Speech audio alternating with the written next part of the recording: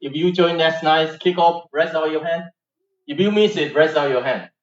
I so pity that, and you miss it. And today, and the fish Robin, you joined that, raise your hand. You miss it, raise your hand. Okay. I hope you enjoy the event in the morning, and we have a very good event with the minister, and we visit there, and we have a very good discussion. And anyone join the committee member join visiting Ministry of Ocean Review Council, please stand up and let's give them a big applause. It's very important for all of them, including the president. And thank you so much, because that policy is very important, and then we can let the policymaker know the importance. You are Sarah. You didn't stand up. You did. Oh, sorry. Yes. So this is the beginning, and we just formally started and since 2005. So 2005 in Hawaii, 2007 in Hawaii. I appreciate that so many people, and that's including Harry initiate, and Sylvia and Kitty and Mike, and so many people initiate. And we go to Australia, and then Harry hosts the Australia the big event, and there's so many people. And also go to Fiji, to Chile, and also Chioshi, and that's host the 2014. And that's a very important event in Iwate Prefecture, and also in Tokyo. So I think it kept a very impressed, including Craig and joined there, and Mike joined, and Peter, so many people joined the event. And then 2016 to Manado in Indonesia, and come back to Taiwan, National Taiwan Ocean University. One of the hosts is Professor Zhang Zhengjie, and they organized the event in 2018, and then 2020 is because of COVID, and we have online, and appreciate Sylvia, and then 2023 and Peter, one of the organizer from Victoria University and University of Victoria, yes, and in Canada, and it's a very good conference, and we apply the conference, and then it's happened here. So we will use very short videos to let you know about the background and about the 20 years development of Ipmen. Please turn off the light. Thank you.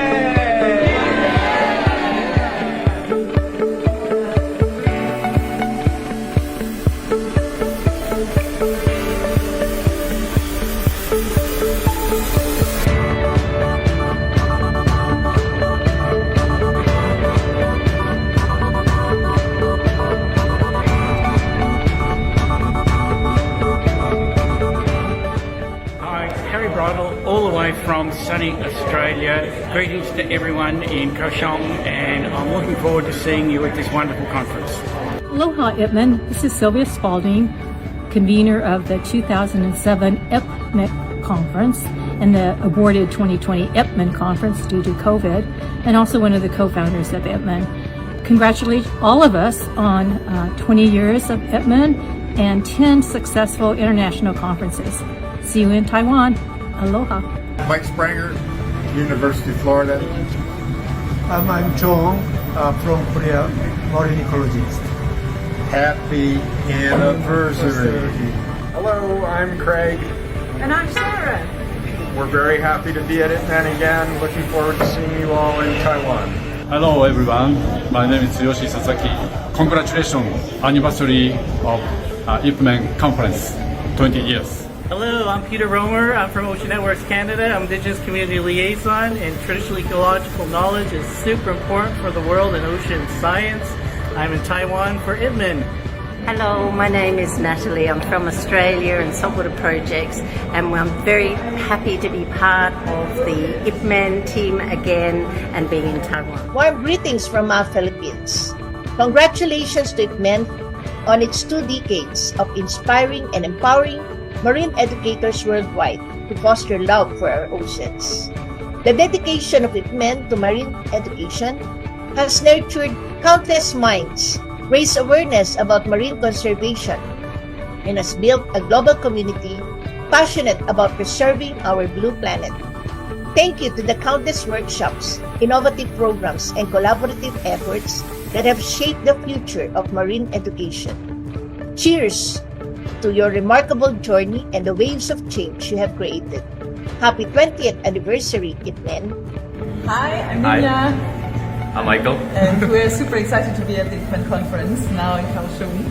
And yeah, looking forward to this great event.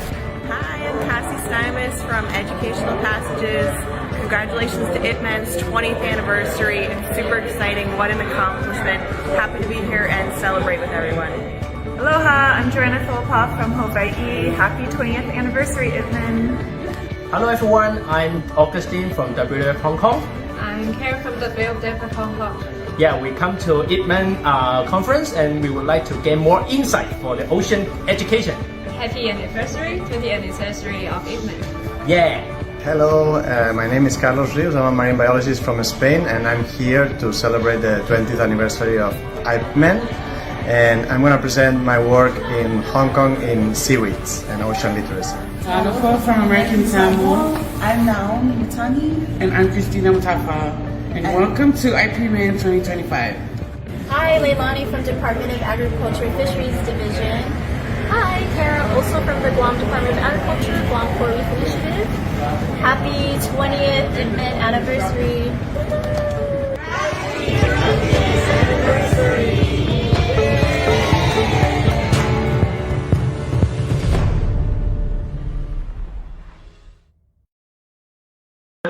Here, Alex did not sleep, did not have lunch. Yeah, and we do that, and that's night on the high-speed rail and just making the film and excellent. And it's very important to connect us together. So we have so many people helping us. So we know most of the organizers of the Ipmen, and we connecting everyone. And we also have a very important person from Yongbin. Yeah, wave your hand. Yeah, that's a. Yongbin is leading the organizing team and he help us to do that, and it's very important. And today we also have a lot of special guests, VIP guests. First one we'd like to invite, we'd like to introduce my boss. It's the president of National Academy, Dr. Chen. Yes, thank you. So it's the support from our president, and then we can be here. It's very important that and connect everyone here. We make a history. We do the milestone. So the very strong support is from Yongbin's boss. It's the themes of the marine science and colleges, and as we've been there, is Dr. Liao. Thank you. So this is really not easy, and then National Academy is a national institute, and then with the Sun Yat-sen University cooperate to doing that, and we cooperate to make it. For 2 years ago, since we apply from Canada, we are not sure if we can do it and how to make it. And it's not easy, but we did it. We have here. And we also have the special guest from Dr. Wen is from National Marine Biology and Aquarium, right? Thank you. So we can see it's a picture in the booth. We have the marine biodiversity aquariums, and we have a very lovely marine creatures here. And we have also from National Taiwan University. Where is the National Taiwan University? Taiwan University, National Taiwan Ocean University. Yes, we have some from National Taiwan University and National Taiwan Ocean University. Yeah, and also we have Taiwan Marine Education Center, and that's very good about doing the leading about the marine education. So we also have which institute I forget to introduce. We have from Taipei that Irene is our OSS Ocean Science Sequence Ocean Science Sequence teachers. Where's your hand? OSS teachers, yeah. We have some principal here. It's a ocean science sequence. It's very good. And everyone getting together here. Did I miss anyone? No? We have some from American Samoa, from Guam, and appreciate everyone. So before we start, we'd like to invite the first one is the founder. Yes, Harry. Yes, Harry. Yeah, come here. So Harry will be very important. We don't know what happened before 20 years ago, and then now after 20 years, and what happened? I don't know. It's your turn. Well, it's fascinating to see a group like this here from all around the Pacific and even further afield. Basically, it started at another conference with Mike Springer and I in Long Beach in California in the year 2000 at a National Marine Educators Conference. And I took a group of Australian marine educators to that conference because we'd heard it was such a good conference and they were so good at sharing knowledge.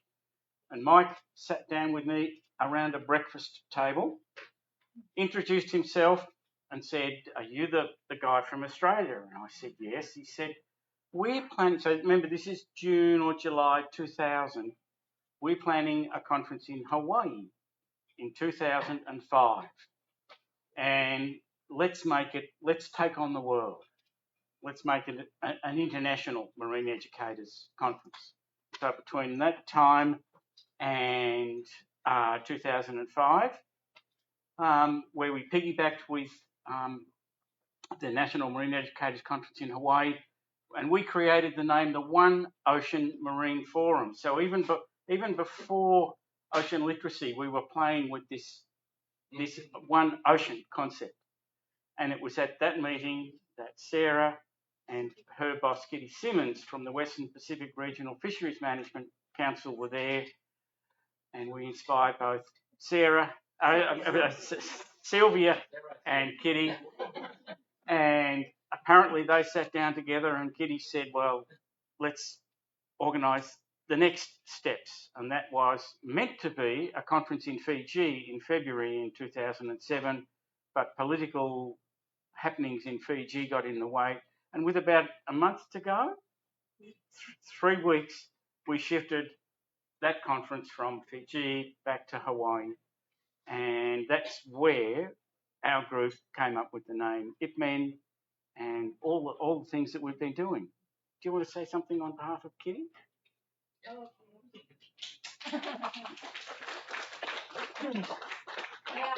Well, my boss, Kitty Simons, with the Western Pacific Regional Fishery Management Council, was planning to come here, but was unable to at the last minute.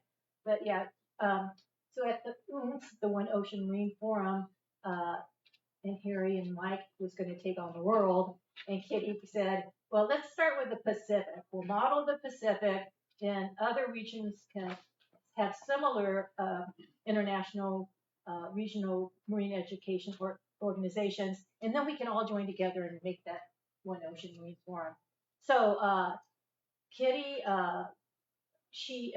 the council jurisdiction is Guam, American Samoa, Hawaii, the Northern Mariana Islands, and 7 remote island areas in the Pacific, and manages the fisheries from 3 miles out to 200 miles. So anyway, so she has a good staff. Mark Mitchell over here is the program officer from the council.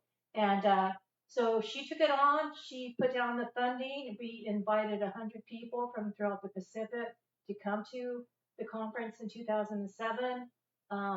We got funding also from NOAA and some other places.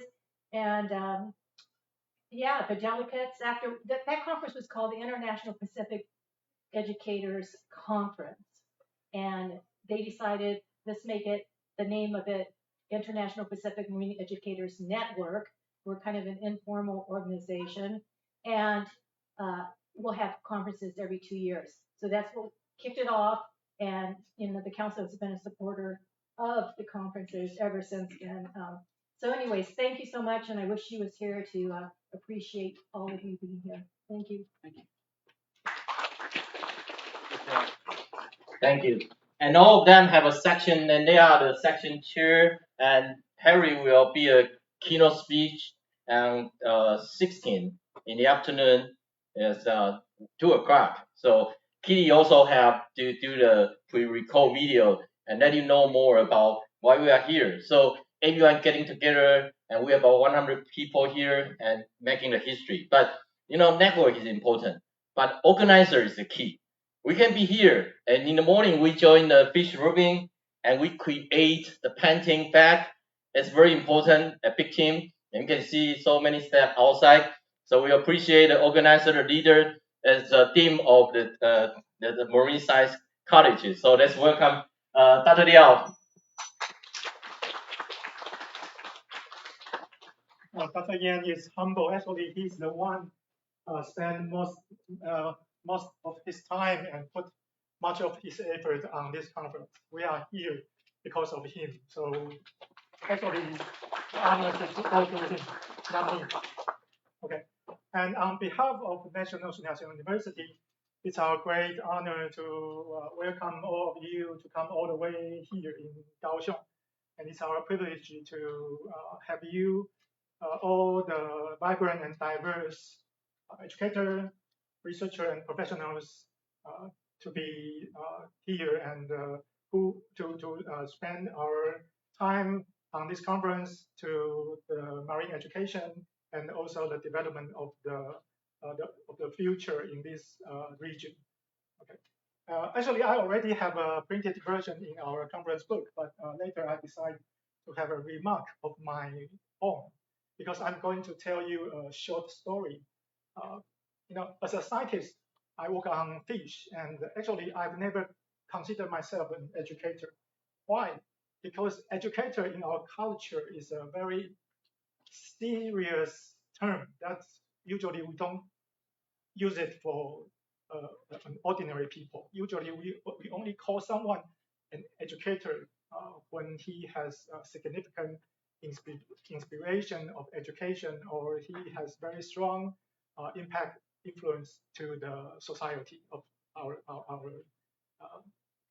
country. So I never considered myself an educator, but after the involvement of Ipmen, I certainly inspired that maybe I can narrow down the definition and call myself a marine educator. Yeah. So because I don't think the traditional educator describe me, because I only spend my time on research, and of course I also do a lot of teaching through lecture and also by inviting students and the public to visit our science education halls in our college. But actually, I don't have any plan or vision of education, so I hesitate to consider so. But I think the change of my idea has deepened my faith to the commitment of marine conservation, and also to the dedication to future development of our Pacific region. Okay, so I do consider that Ipmen is successful because at least I am educated. Okay. So thank you for being here, and hope you enjoy your stay in Kaohsiung. And I wish this gathering would be dynamic and powerful, as ocean itself. Congratulations to the 20 years anniversary of Ipmen. Thank you. Thank you, Professor Liao. And this little story is like a crack. In this couple of weeks, when Craig arrived Taiwan Monday night, and Sarah, and we start to work until today, non-rest. They are Superman, and to Keelung, to Yilan, to Taipei, to Jiayi, and also come back to Kaohsiung. And the most frequency problem is who is the educators. It's a teacher, formal teacher affiliated to which school they are educators, or everyone could be educated. So first principle, first concept of Craig say, first thing is how to inspire the scientists engage. We saw the story that we saw Professor Liao is doing, what we are discussing, how to invite the scientists into education. So it's very important for us, and it's also very important for everyone because we need the real data. And next, we would like to invite the other scientist, and he is also a professor, and now he's our leader in charge of cultural policy, not only science, and them leading the team and them to make the policy. We need to cooperate. We need to know the power. We need to know the social influence. That's welcome my boss, the President Chen.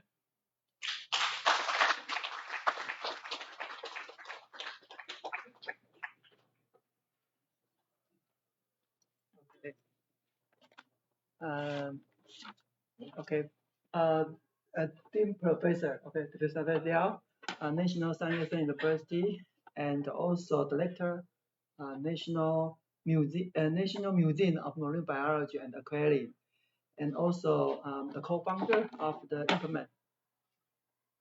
Harry Bradfield, yeah, thank you, and thank you all the distinguished guests coming from around the world. Good day, have a good day here.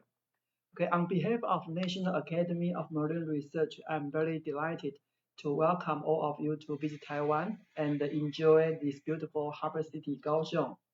Here, I extend my thanks to International Pacific Marine Educators Network for choosing Taiwan as the venue for today's symposium. And this symposium was co-hosted by National Science University and also National Academy of Marine Research. It spans 4 days and a one-day field trip. And as far as I know, a number of keynote speeches and oral presentations have been carefully and meticulously arranged by Ray. And I'm sure that through this platform, all of you can learn something from talks and from the interaction between all the participants. We all know that the oceans are without borders, like doctors without borders. And also, we are deeply connected to the oceans. The challenges we face are global and phenomenal. Climate change, depletion of marine resources, loss of biodiversity, plastic pollution, destruction of habitats, etc., all pose stress to the marine environment. And also, these challenges want us to ponder or to consider what are the ways to address these challenges from the perspective of marine education. Therefore, it is very important to have dialogues at international level among educators, scientists, and those who love and who care about the ocean. It is also particularly important to learn the wisdom of indigenous people and the coastal communities in their use of the oceans. They are very valuable, intangible access for us to learn how they widely use the oceans. Okay, today we meet here and we talk here and we share ideas and insight here. I think we just don't attend a symposium. Instead, we will go beyond that to charter a roadmap for marine education for the next 10 years or even for the next generation. At least, on behalf of National Academy of Marine Research, I sincerely wish you have a very fruitful stay here in Kaohsiung, and also wish this symposium a great success. I hope that we will meet someday, somewhere, okay, or even in cyberspace, okay, in the near future. Thank you very much for all your participation here, and tolerate maybe not tolerate and enjoy everything we prepare for you. Thank you very much for your attendance. Thank you. Okay. Thank you, President Chan. As we know, what is the first principle of ocean literacy? If you know, we have just one ocean. Yeah, as Harry said, the One Ocean Conference before, and Pacific is the biggest, is the best thing. And now we connected because of the Pacific, and now we connect the same water, but actually Indian water and also Atlantic water, and that's everywhere connecting together. So here we connect together, so we need to leave very remarkable pictures, and then everyone be here. So I think that keep it empty is okay. Or in the back, would you like to sit? It's okay. Let's take picture here. So let's take a group photo, and 从这边拍过去，有这样。So we take group photo here. Yes, just wait. Okay, so we want to leave the most important image. Yeah, the beginning of the open ceremony group photo. Can I take? 先生这个可以拿下来吗？ So thank you very much, and then I hope that in the coming days, 3 days, and we will be a very important discussion. So before we start the next section, and our section will start 2 o'clock, and we have something important to announce. And first one, you click, 先生帮我操作一下, and we click the search from website Ipmen, IPMEN, and we can see the website Ipmen and the network. This is front page. You can see all the agenda and countdown, and you can see go down. Okay, here. Then you can see the last announcement, and we click the last announcement. 下面那个 last announcement. 上面那个 announcement. The last announcement, and you can see everything that we post here. So next page. Wi-Fi is here, and go down, and this is the go back. The Facebook, so you can click the Facebook, and if you want to publish anything, hashtag Ipmen25, okay, and we can know what we are doing, and go next, and we have a shuttle bus, and the shuttle bus is every day to 8:20. No, not shuttle bus, taxi. So we will pay for taxi fee because it's about it's about 15 minutes. If you walk, about 40 minutes. So if you want to come here by taxi, I encourage you to ride share bike or walk here, or by tram, by metro. It's good. So if you are not 8:20 every day until 16, we have a shuttle. We have some steps to help you. So and go, and then if you have some photo like today's photo, and you can click to help to click. Yeah, the share photo every day, and you can see all the photos, and we will upload, and you can see all the photos upload there. So we can share and use it, and if you want to release the press news is okay. And next one, it's a personal presentation. If you still not upload, and please upload all your presentation here. All the section will be here. The engineer will set up a live stream. So this is very important for the presentation. And the time is very limited, so please control the time, and the moderator will control all the time. Yes, and online presentation, we still have some online presentation. You can join Zoom, and then we have an online presentation. Handbook you can see on the web page. So that's you can see all the digital web page, and go back to the handbook. So please see the handbook, and any problem, let me know. We update and we renew, and you can see we don't print the hard copies. Okay, and then the next one. The next one is today we have a workshop, but it's because the workshop is from the Malaysia professor, but because of problem they cannot come here, so the workshop cannot online, so cancel. So today's workshop is canceled. And then tomorrow noontime, and we have the echo. It's in 4th floor. So the workshop and the tomorrow noontime 12 o'clock for the young people, and we have some professors here. They will be discuss with you about the United Nations Ocean Decade Initiation, the white book, and you can join. And there is also offer lunch there, so you can join the lunch and discuss with them. And we have some professors here, and this is from the Early Career Ocean Professions. This is the UNESCO IOC's recognized institute, and then we will have the workshop tomorrow noontime. And next, tomorrow evening, we will go back to the what we do, the fish rubbing, and we have video night. And video night we have two important persons from Peter and also Sylvia, and then we will play 4 films there, including one is Taiwan and one Canada and 2 from Hawaii, and 4 films, and it's until 8. We offer dinner, so you can have dinner there. So I hope you can join the video night, and that will be very good tomorrow night. And then that's tonight.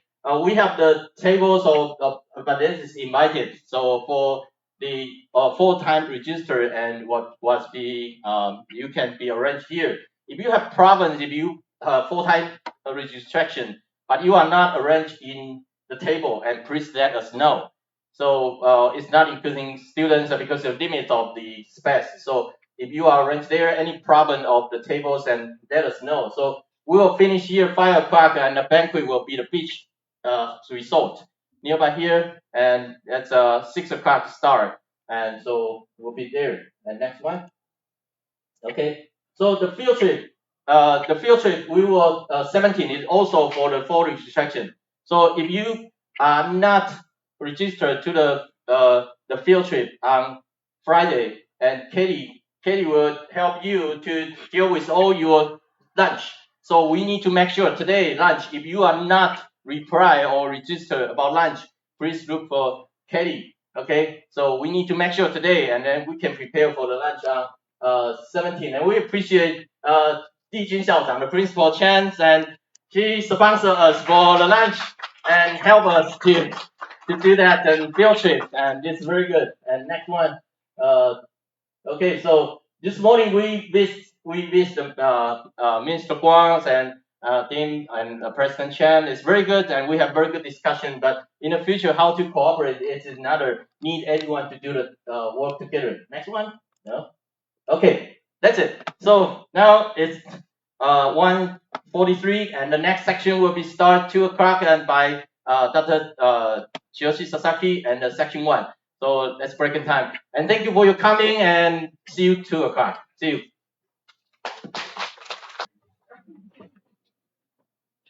This is my favorite picture at the Kirun port. Very beautiful port. When I visited to Ipmen 2018 conference, very memorable Ipmen conference. Actually, I started 2006 going to EMEA NMEA conference at New York, and Sylvia and Harry invited me. You should come to Ipmen conference at Fiji. So I decided to continue to participate in the Ipmen conference for 20 years. So every time I went to go to the very good place, scenery place, and also very good people living there, and a good connection. That is my good memory. So this is one of the good memories. If you have time, please come to Kirun Port and take a picture. So today's my presentation is cooperation, coordination, and collaboration with ocean literacy educators and marine science and technology experts. I would like to extend my heartfelt congratulations on 20th anniversary of Ipmen. Welcome to a beautiful Formosa country, Taiwan. I would like to express my sincere gratitude for hosting such a magnificent, commemorable symposium. In particular, National Academy of Marine Research and National San Yat-sen University have assumed the role of gold sponsor. My presentation will be titled like this. And also, next slide is, this slide is, I took a picture on the highway train. So, do you know what kind of picture? I think this is aquaculture. I think. And what's this? This is rice farm. And this is maybe a fruits farm. And this is maybe dairy cow breeding. And also this one, dairy cow breeding. And also I focused on the small temple. You can see, orange one. There are so many shrines and temples like this. Why? So Taiwan is an island nation, I feel, with a small land area. So it makes good use of small land area and focus on the developing industry. What is particularly unique is that agriculture and aquaculture are not carried out in a specially created area, but in areas close to private homes where the industry is sustainably run, showing that people have the idea of living together with nature. This is exactly a traditional ecological wisdom and knowledge. People never forget their gratitude for nature, and perhaps the symbol is reflected in temple like this, which is why there are so many temples there, and pay attention to the next words. This is a statement of Ocean Affairs Council, Minister Dr. Kwon Bin Lin. In facing the many challenges of the ocean, we must not only rely on scientific research and conservation, but also recognize the deep-rooted wisdom of coastal communities that have existed with marine ecosystem for thousands of years. Through interdisciplinary collaboration, we can find the best pathway for human-ocean coexistence. So this is mean the traditional ecological knowledge. And also, she mentioned about ocean literacy. Ocean literacy is my thinking that understanding the reciprocity between humans and the ocean and applying this knowledge and awareness to daily life and policy making. So from this, my presentation, this is contents. At first, I want to history of ocean literacy on the scientific papers. And also I mentioned about collaboration with science experts. So at first I want to tell you the history. You know, or anybody knows, but I want to talk about the ocean literacy began at 2000. Following the establishment of ocean literacy in the US. And since then, ocean literacy has transcended the borders of the United States and is increasingly recognized globally. Various associations have been established to promote and enhance ocean literacy in society, including MC in Europe, and Canui, Canada, and Ipmen, this conference, and AAEE is Australia, and Relato, Latin America, and EMEA. So during the first decades of ocean literacy, significant research has concentrated on knowledge and awareness. And after that, ocean literacy is evaluated as a central element of international frameworks and policy objective. A solution for ocean sustainability policy with the potential to drive societal behavior change. A training context to and approach for society as a whole. And connection with ocean plays a crucial role in fostering positive attitude and in acting change to conserve the ocean environment. Such like this, research has concentrated on attitude, communication, behavior, and activism. Additionally, IOC UNESCO also defined 4 skills based on the theory of change for collective well-being and sustainable development. This is 4. Number 1 is the knowledge and awareness, and nature connectedness, values and attitudes, and competencies. So the ocean literacy is changed from the knowledge to the attitude. And despite the advancements of ocean literacy, significant limitations persist. Number 1 is a varied conceptualization and applications resulting in ambiguity, and numerous frameworks and approaches have emerged. Lacks of comprehensive synthesis of existing research and progress. Insufficient detail regarding the specific skills in research and industry.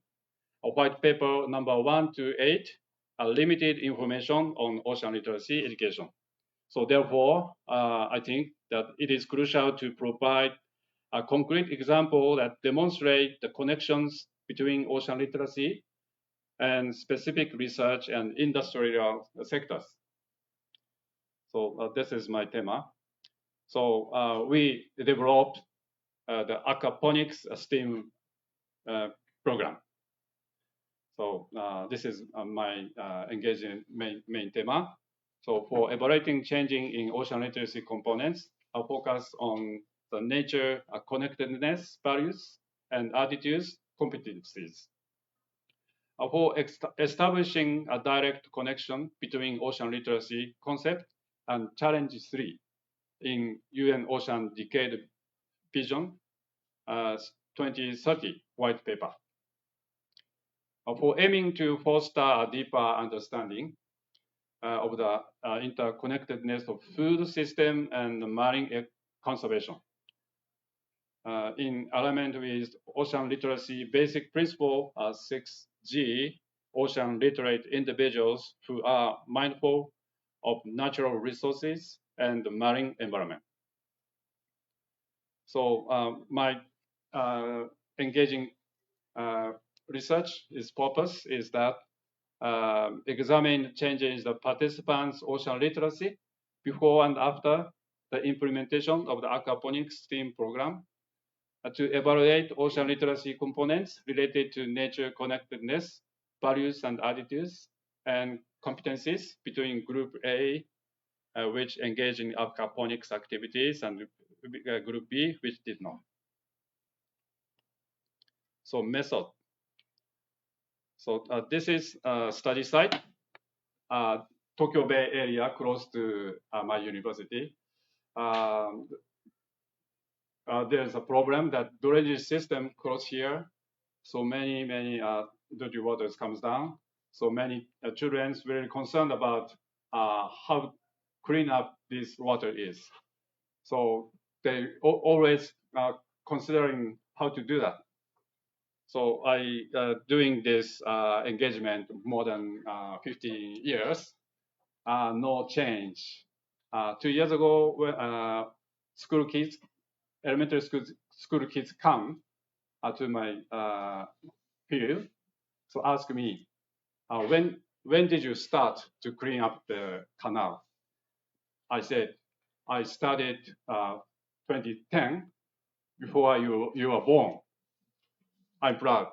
But children ask me again, why the canal did not clean? When the clean up, I really upset. So just now continue to clean up the area. And also I studied the aquaponics system education at the same junior high school. And so this is aquaponics system, you know. So I asked the children how to connect to this equipment. So all the middle school students are right, okay. But they wondering what is the purpose of the bacteria. Bacteria is very important. They understand after the system learning. So they really a good impression of the connection with nature and people through ocean nature systems. So and also especially this aquaponics is very special using a Buick system bacteria. You can see this is the compost of the hotel, and making largely like this fish feed to give the fish. So just doing the university students facilitating middle school students. For 1 month, every day go to university students and care with middle school students. So this is aquaponics STEAM program activities and the survey. Activities one section to a fourth section. At first, the pre-survey of ocean literacy, and also teaching about how to use a cross-model worksheet.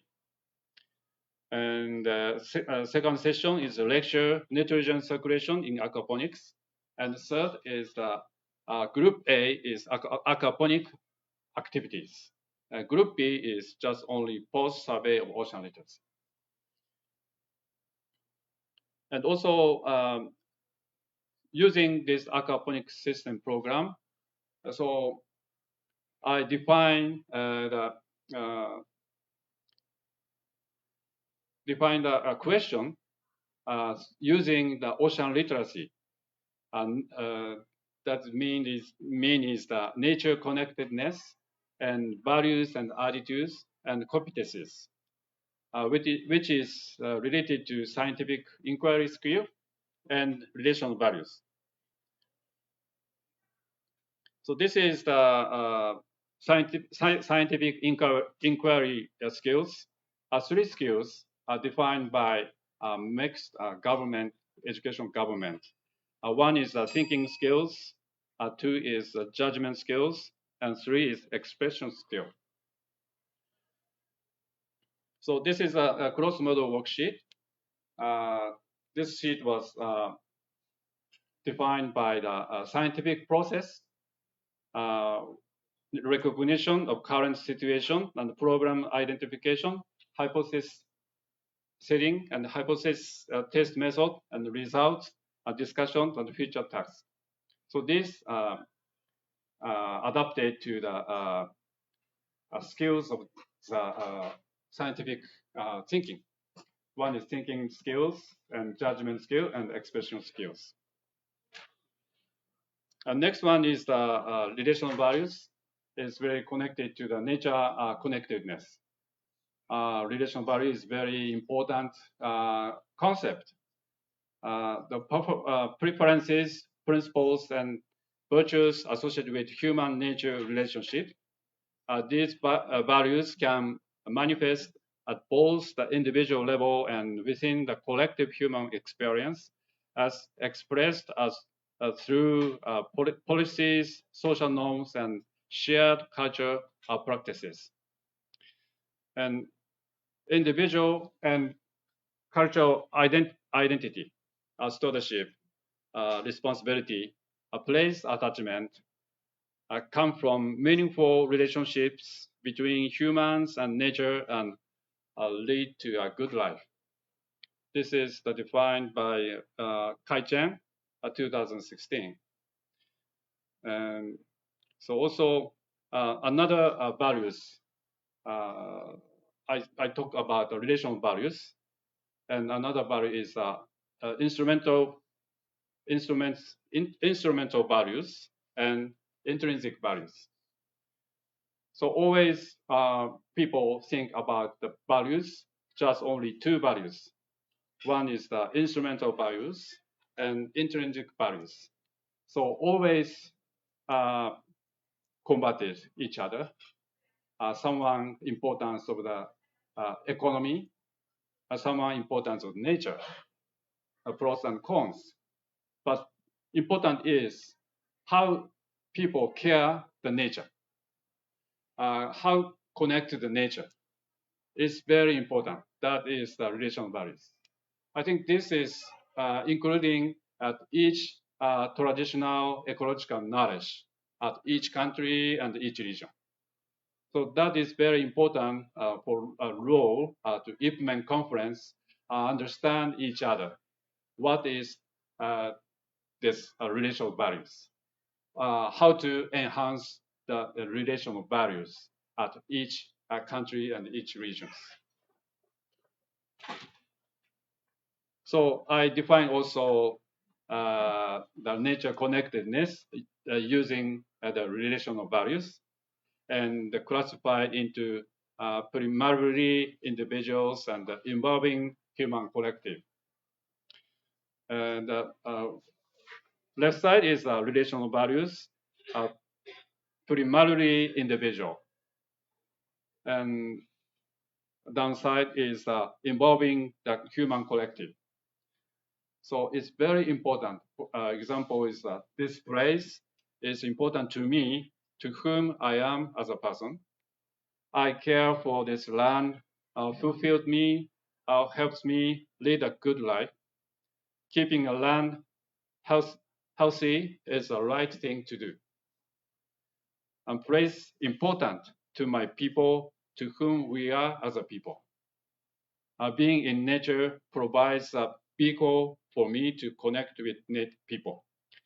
Caring ecosystem is crucial to caring for my fellow humans, present and future. Caring for all life forms and physical forms is a moral necessity. I visited Vancouver 2023, and the local Canadian local people said same things. So I'm really impressed. So they have, and also we have a like this important thinking for caring for nature, basically. But many people forget, including me, at daily life. But very important thinking. So I'm making the questionnaire as part of ocean literacy to find out how learning about canals changes middle school students' awareness of the values. So adapted to the local canal. So I'm always caring the canal students also, but it's very difficult to clean up soon. But we just now continue to do that. So this is the methodology of analysis, is the comparative analysis and the exploratory factor analysis using. So the reason is that, result is that.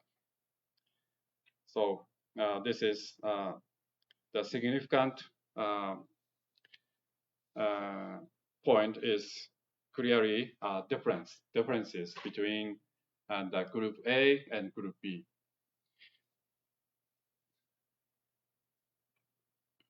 And the result of exploratory factor analysis for Group A's and post-survey and pre-survey and post-survey also change the contents of the three values. Awarenesses change from these results. And also, this is the Group B, no experience of the aquaponic system. There's nothing change.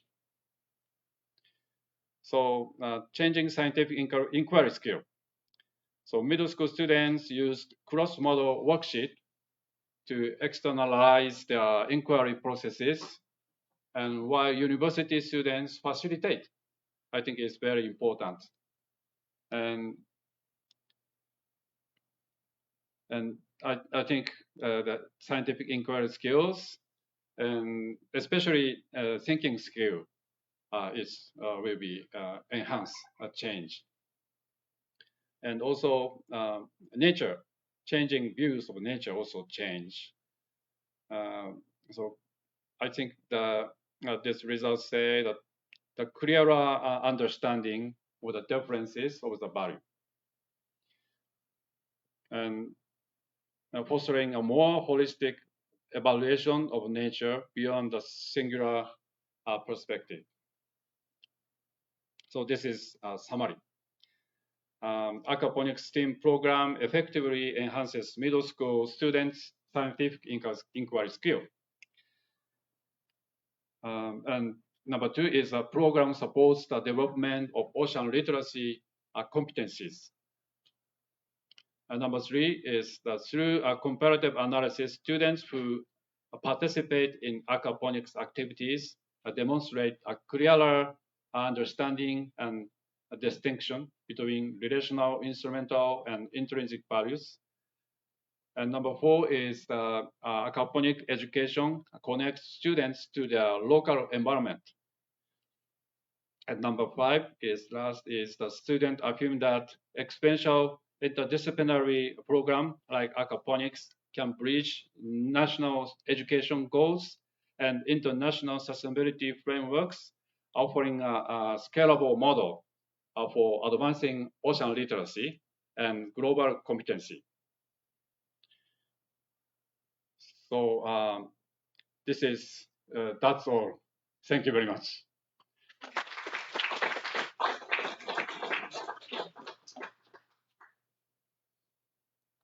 Is there any question? Please.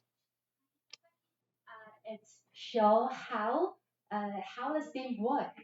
So I think that's excellent. And for the judgment skill, I think it's really hard for a 1 month STEAM project. Yes. So my question is, it's actually there is a project also doing aquaponic in Taiwan, and we are expect they are high school students and also university students. So I think there will be more than contribute if we could compare the Tokyo Bay case in also Taiwan, and I think there are approximately 90 aquaponic farms in Taiwan, and I think 10 of them are doing the regular education program.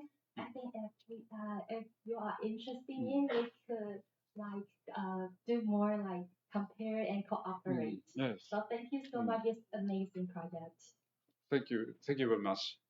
So my theme is how to cooperate with experts and educators. It's very important. So I clearly understand that experts engagements such like aquaponics also a very good equipment to enhance ocean literacy, especially not only knowledge but also awareness and attitude. So that is our role as an educator. How to apply to education equipment, technical engagement. That is our rule, I think. So I think also collaboration, international collaboration is very important. So I think especially we have a lot of experience, a lot of tacit knowledge. It's very not clear knowledge we have at each culture, but very important. But each other understanding, so the tacit knowledge is changed to explicit knowledge. So I think it's very important, international collaboration. So let's discuss how to do that. Thank you very much.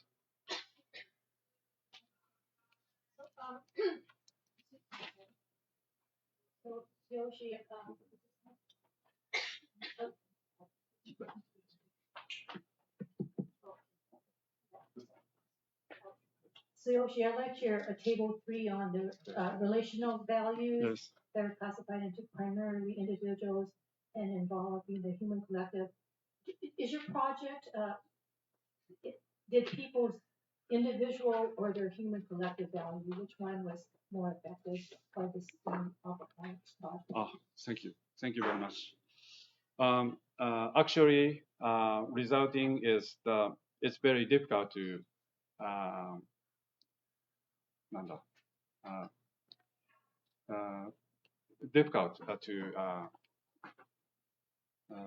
understanding what point is up or down, because it's very difficult. So just only one month, and also basically it's very something not to work. I think it's very difficult for big cities students to understand how to connect in nature. It is when we took the students at the big cities to the local area, so they change the mind. So Iwate Prefecture, I took Ipmen delegates. So build a very good nature and the people connecting area is easily understand.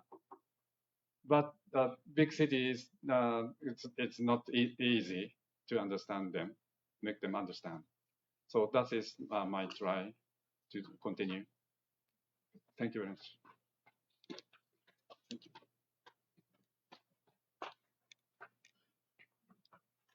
How many aquaponics do you have in the water at once? Once. And do you have to, how often do you have to move them? So in aquaponics, not so much water is changed. More than 1 month, same water and adding the water. That's okay. It depends on the fish. Okay.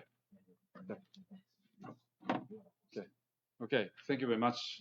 That's all my presentation.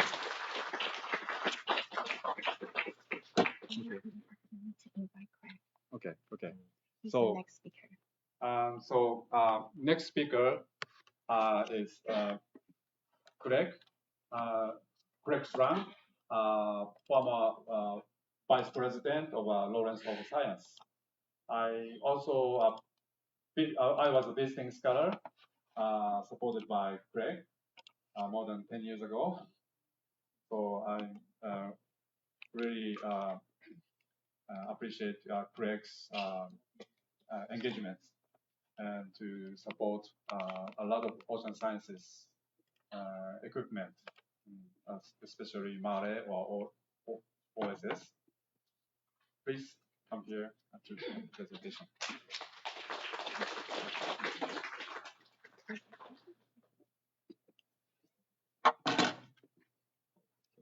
This one. Okay, thank you, Tsuyoshi. It's an honor to follow you as a speaker. And I want to begin by offering my heartfelt gratitude and congratulations to all the Ipmen and all the Ip women.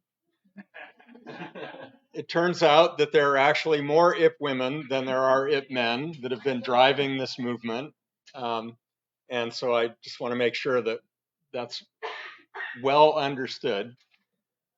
It's the 20th anniversary of Ipmen. It's also the 20th anniversary of the ocean literacy movement that began in the United States.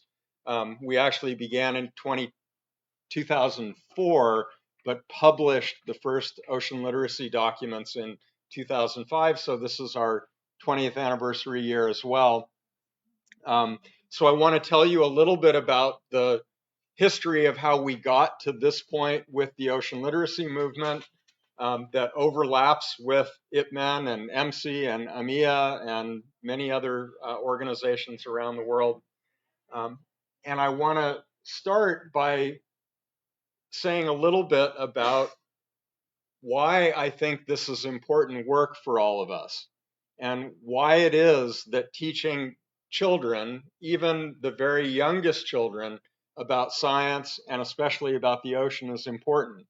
And for me, this is why I do this work. This is the purpose of teaching children science. I hope that science and learning about the ocean will help our children to solve problems, improve their lives and communities, and make the world a better place.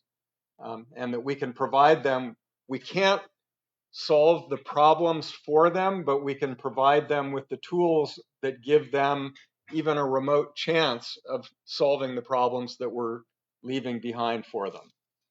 So this is my response when people ask me why I'm doing this work and what the purpose of science education is: ocean literacy, science literacy, climate literacy, environmental literacy, etc. So I'll take you back in time 20 years ago or so to the early 2000s in the United States. There's a small organization, the National Marine Educators Association in the US, that had already been around for 25 years by the year 2000. Very small group of people. We knew all these things about why the ocean is important and why we thought our children should be learning about the ocean. And we were working hard, toiling away in our little corners of the United States. And we'd come together once a year, 300 or 400 of us at a conference, and tell each other what great work we were doing and how important it was, and nobody else was listening. And we worked for about 25 years.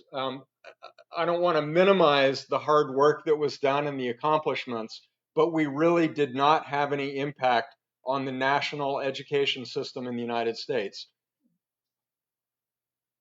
So we came together, we were preaching to the choir, patting each other on the back and complaining about how no one else was listening to each other, to us. And there was no mention of the ocean in the national or state science standards in any of the 50 states in the United States, including Florida and Hawaii and Canada and California. It just was not present in our curriculum at all. There were no scientists to speak of that were involved in ocean research, that were actively involved in marine education, helping to do outreach or communication with the public. And I think most challenging of all, even those of us that were teaching marine education every day did not have a consensus across the United States about what it was that we thought every child in the country should know about the ocean before they graduated high school. We were all teaching our favorite topics about our local places, but there was no agreement about what everyone should know. So we complained for 25 years, and then we decided to do something about it. And that was, well, part of my slide's not there. You can't see what the response was. But we decided to bring together about 100 people from around the United States, scientists, educators, policymakers from a whole variety of school systems, nonprofits, government agencies, universities, and spend some time together coming to agreement about what we thought every student should know about the ocean by the time they graduated high school. Not all the things we wished that everyone would know, not all the cool, fun facts about the ocean, but what are the very few essential ideas that every student needs to know in order to be considered science literate. So we brought these 100 people together. We had no money for plane tickets or hotels or a conference center. So in 2004, we held a 2-week-long online asynchronous conference to talk about these issues and try to come to agreement. So imagine 2004, no Zoom, no Google Meet, no WhatsApp. We were typing instant messages to each other that would appear online later. We were making little videos of ourselves talking about something and uploading them, and it would take 2 hours to upload a 5-minute video. And it was actually very cumbersome and complicated, and people couldn't get connected, but we were very dedicated 24/7 for 2 weeks. And it actually worked, and we came to some agreement about this idea of ocean literacy. And you all know this now, you've known it for a long time. This is what we came to agreement about in the US in 2004. We think that ocean literacy is an understanding of the ocean's influence on you and your influence on the ocean, and that there are 3 dimensions or 3 aspects of ocean literacy. In order to be ocean literate and understand your influence and the ocean's influence, students need to understand these very few essential principles and fundamental concepts, the content knowledge about how the ocean works. The second dimension is that we thought students need to be able to communicate about their knowledge and engage in discourse and argumentation and be able to form explanations that are supported by evidence and talk about them and disagree and argue about their knowledge of the ocean. And then the third dimension was behavior, that we thought students need to be able to use their knowledge and their communication skills to actually make informed and responsible decisions to protect the health of the ocean. So we had this 3-dimensional idea of ocean literacy. Over the next 20 years, there have been many other papers published about ocean literacy. Some people are proposing 7 dimensions of ocean literacy, some 8, and there's probably the most widespread definition now includes 10 dimensions of ocean literacy. So our thinking has grown more complex, and there's more research being done and more discourse. And as Tsuyoshi mentioned earlier, there's not agreement. It's still a wide open field with only a few researchers digging deeply into these ideas. The hardest part of this process was coming to agreement about what those essential principles and fundamental concepts are. Every scientist told us that the thing that they were studying was the most important thing that every kid should know by the end of high school. So we had like 10,000 ideas that were part of the ocean literacy framework, and we spent a long time talking together, and we got it down to 7. 7 basic, important, essential ideas. And if kids don't understand these 7 things, they cannot be considered ocean literate, and they cannot be considered science literate. And again, I'm sure you're familiar with these 7 principles. I always, no matter how many times I say it, and you've heard it, I always want to say that the most important principle is principle 1. There's only one ocean.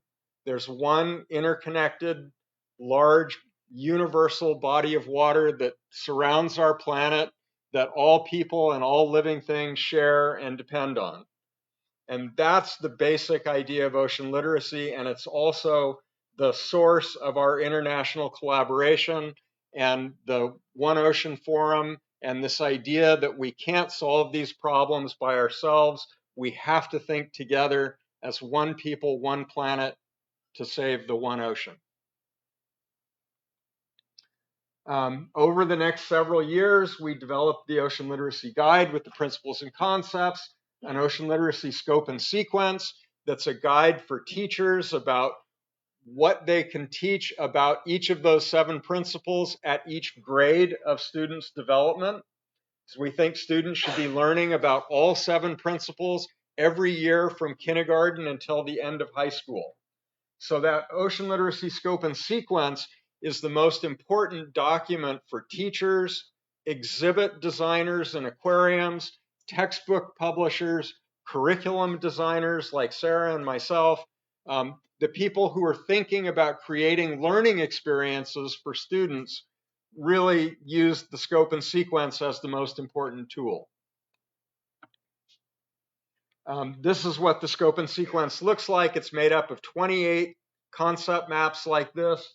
This one shows for principle 1, there's only one ocean. These are the 3 main concept areas that teachers should be helping their students to understand from grades 3 through 5 in the US. That's about age 8 through 10. And there's a concept map like this for each principle for each grade band. So over 20 years, along with the development of Ipmen and AMIA and MC, we had considerable impact in the United States. We got many of these ocean literacy ideas into our national science curriculum that's called the Next Generation Science Standards. Not nearly enough ocean literacy is in our national curriculum, but way more than 20 years ago. So that was a significant impact that we had nationally in the US. And I think among our most important accomplishments is that we attracted a handful of amazing friends and colleagues and collaborators from around the world, including Professors Yen and Professor Sasaki, that came to talk with us about this idea of one ocean and an ocean literacy movement that went beyond the United States and became an international movement. And that led to the establishment of AMIA and MC and concurrent with the establishment of Ipmen. So we've done a bit over the last 20 years, not nearly enough. We feel good about the work we did do and celebrate our small victories here and there, but there's way more yet to do. And so we've been thinking about the next 20 years and handing the baton to many of you that'll be carrying us forward to the year, what would it be, 2045?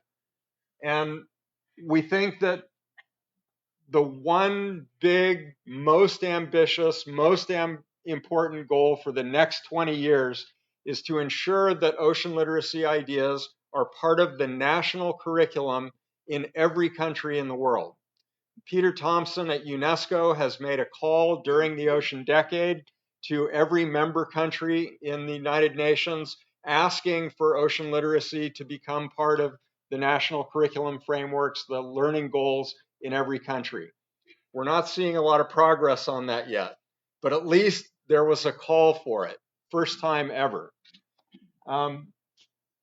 I'm not going to go through all this, but I will say that I think we have a lot of work to do in the next 20 years around equity and justice. That has not been our strong point in the first 20 years of our work. In the United States, communities of color, Black and brown citizens have not been involved in ocean literacy or ocean sciences. There are very few ocean scientists in the US who are members of communities of color. There have been many systems of exclusion and racism that have prevented people of color from being more engaged. And during the Ocean Decade, we're seeing that the global North and the global West have been dominating the conversation, and the global South and the global East have been struggling to create a presence. So we're hoping to address those challenges in the next 20 years. We've established this new way of thinking that I think will carry us forward into the next 20 years. We know that the ocean is important for every child to understand, beginning at the earliest ages. We know that it's not possible to consider yourself science literate without understanding how the ocean works. Ocean literacy is an important element of science literacy for every kid, no matter where they live, on the coast or far inland. And we need to design more instructional materials and curriculum that teach the ocean literacy concepts so that teachers have tools that they can use to bring these concepts and principles to life for their students in classrooms around the world. We developed the ocean science sequence in the US, and Professor Yan and others have helped us translate and bring that curriculum to Taiwan. And we're hoping that those materials and many others will make their way into classrooms over the next 20 years. So thank you very much.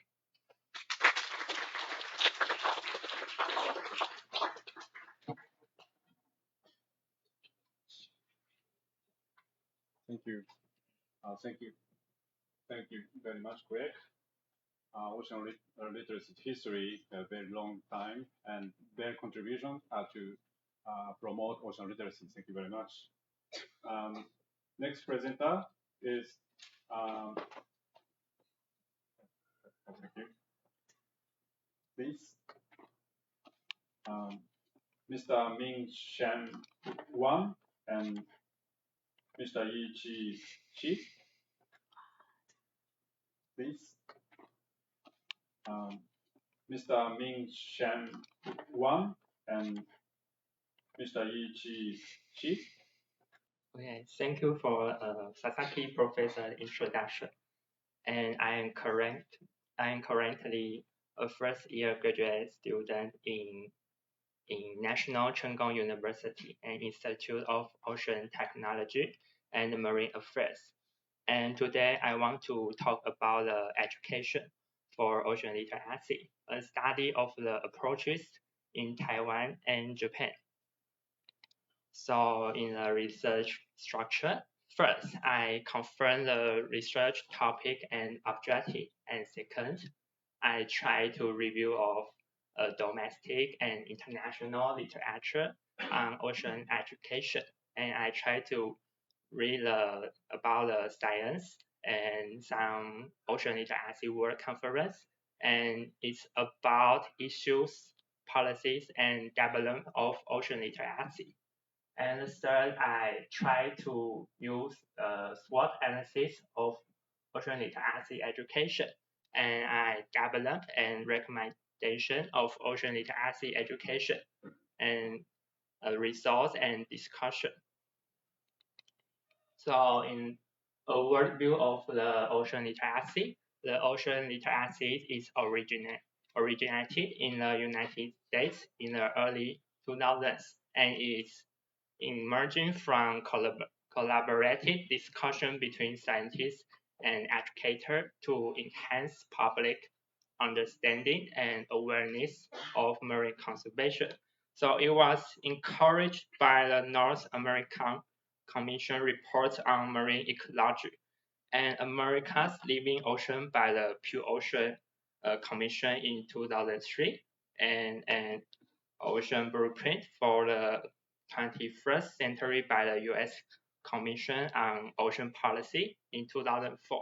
So both reports recognize that ocean-related things should be integrated into formal circular to support marine conservation and protection and sustainability.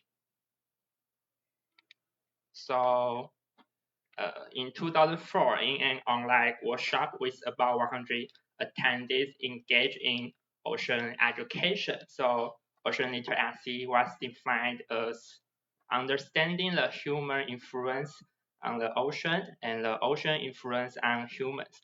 So it is a broad, collaborative, and decentralized effort by scientists and educators to form a community with broader knowledge about the functions and importance of the ocean, increasing public awareness about its environment for conservation purpose.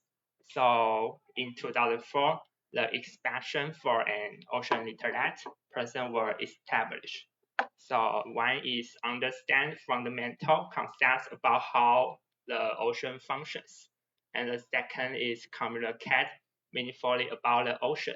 And the three is make informed and responsible decisions about the ocean and its resource. So everyone can see between 2005 and 2020 is 19 articles on ocean literacy were published and 32 articles from 2005 to 2016 and 58 articles from 2016 to 2020. So the blue straps serve as a symbol of commitment to sustainable ocean stewardship. So it included participants and innovative approaches to solving ocean-related challenges. So in the first Ocean Literacy World Conference, and at the first Ocean Literacy World Conference is held in Venice, Italy from June 7 to June 8 in 2024. So the participants endorsed the Venice Declaration for Ocean Literacy in Action. So everyone can see the Venice Declaration for Ocean Literacy in Action is in phase on make ocean literacy actionable, accessible, equitable, diverse, and inclusive.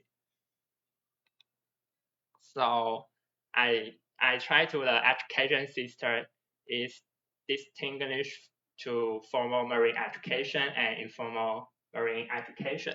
So formal marine education is promoted in institutions to serve as a system of teaching and learning, such as school. And the school can circular covers the content to be taught and guides. And the second is informal marine education. So informal learning is complement formal education, is especially in understanding the scientific concepts, so such as the cultural heritage or the museum.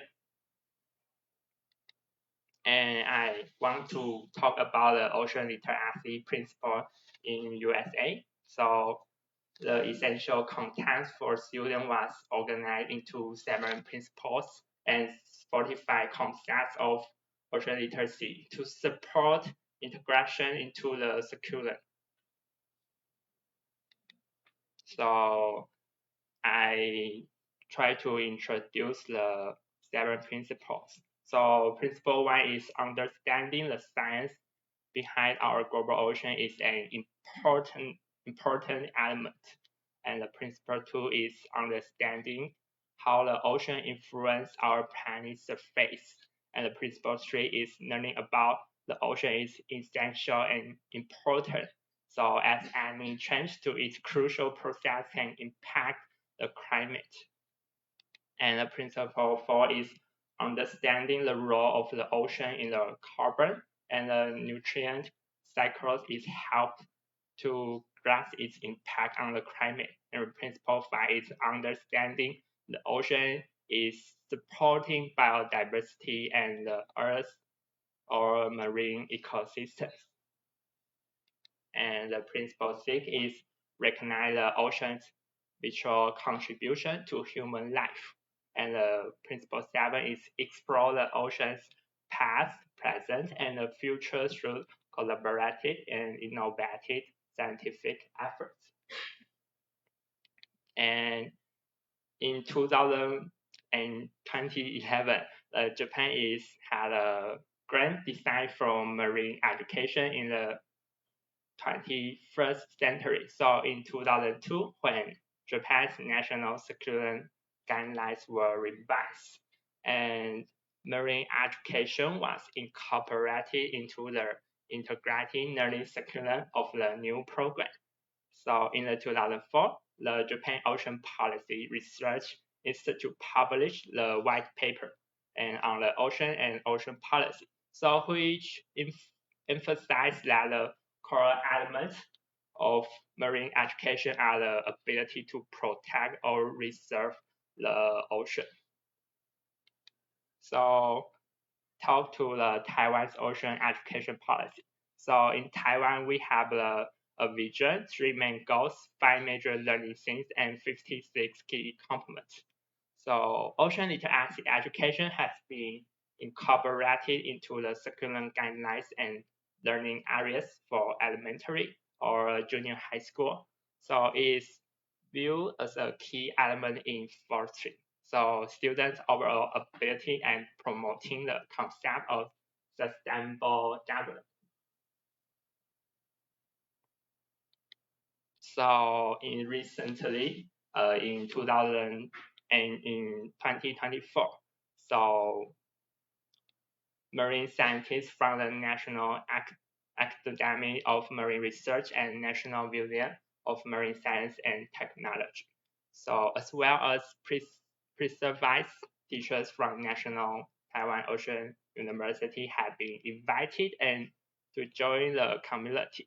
So through this regular collaborative lesson planning and discussion, so many members are able to conduct trial teaching and share their experience in practice. So this picture is by Jiandong Elementary School, so in Keelung City.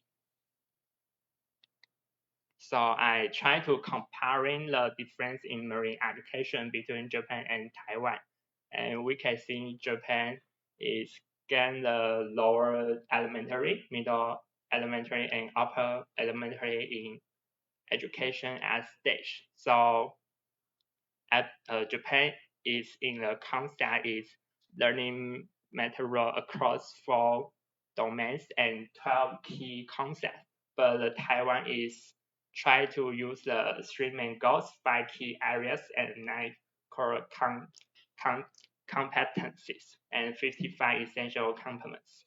So, and the Japan is try to promote formal and informal education by incorporating materials, but Taiwan is integrating the major issues into the curriculum across various subject areas or disciplines.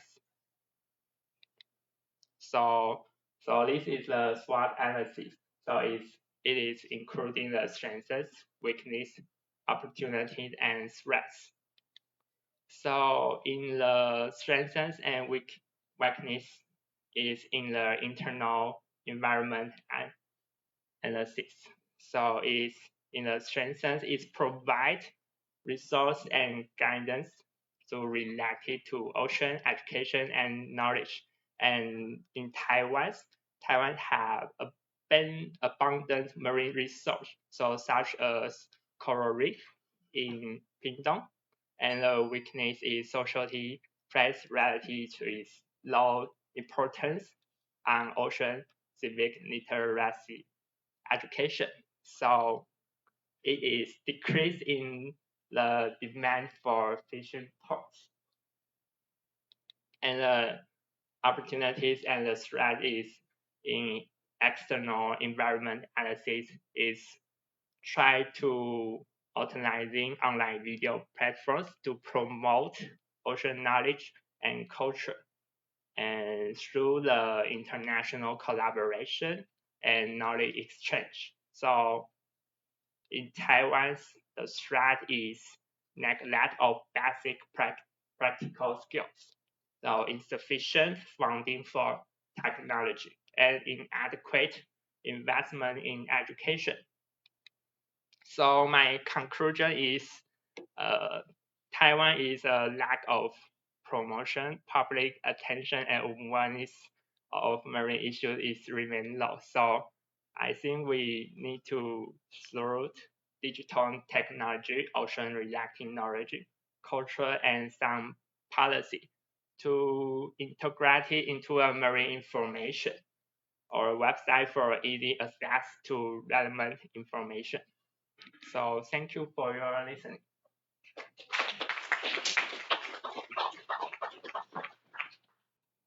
Thank you very much. That's right. Mentioned about international cooperation is needed, and also promotion of the ocean literacy education. That's very important. Thank you very much. Next presenter is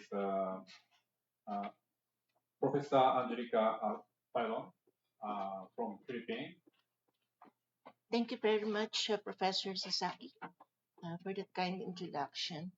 So on behalf of my president, Vice Admiral Eduardo Mar Santos, I'm glad to present to you how we promote ocean literacy in the Philippines. So this is a case study with MAAP as a model or example. My presentation is outlined, so let me provide you a brief about MAAP, its location, about ocean literacy, its importance, and how we contribute to ocean literacy through environmental protection, and it through concluding remarks. So MAAP is located in Barangay Las Asi, Mariveles, Bataan. It is 160 kilometers from Manila to Bataan, and it can be reached by a vessel or by land. And it is located in the cove at the southernmost tip of the Bataan Peninsula. So its geographical location makes it fitting for a maritime school. And so we are the host of the very first economic zone in the country, the Freeport Bataan Economic Zone.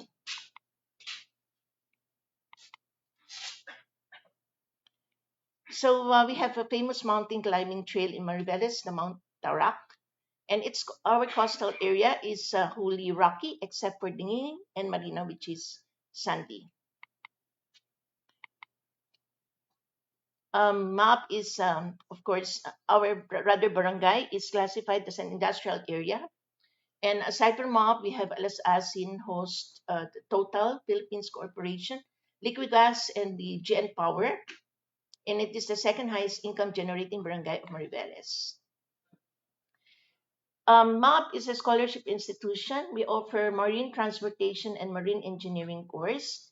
And we commit to manage a met environment that satisfies our clientele's requirements and achieve greater efficiency by continuous system improvement. And the definition of ocean literacy, so we understand the ocean's influence on us and our influence on the ocean. And how we promote ocean literacy, it is through our programs, our educational program, research and extension initiatives. We integrate maritime education across our curriculum. We empower students to become informed stewards of the ocean. So how does MAAP integrate maritime education to promote ocean literacy effectively? First is through interdisciplinary curriculum development. We create a curriculum that bridges discipline from marine biology and environmental science to maritime law and economics. We foster interdisciplinary learning.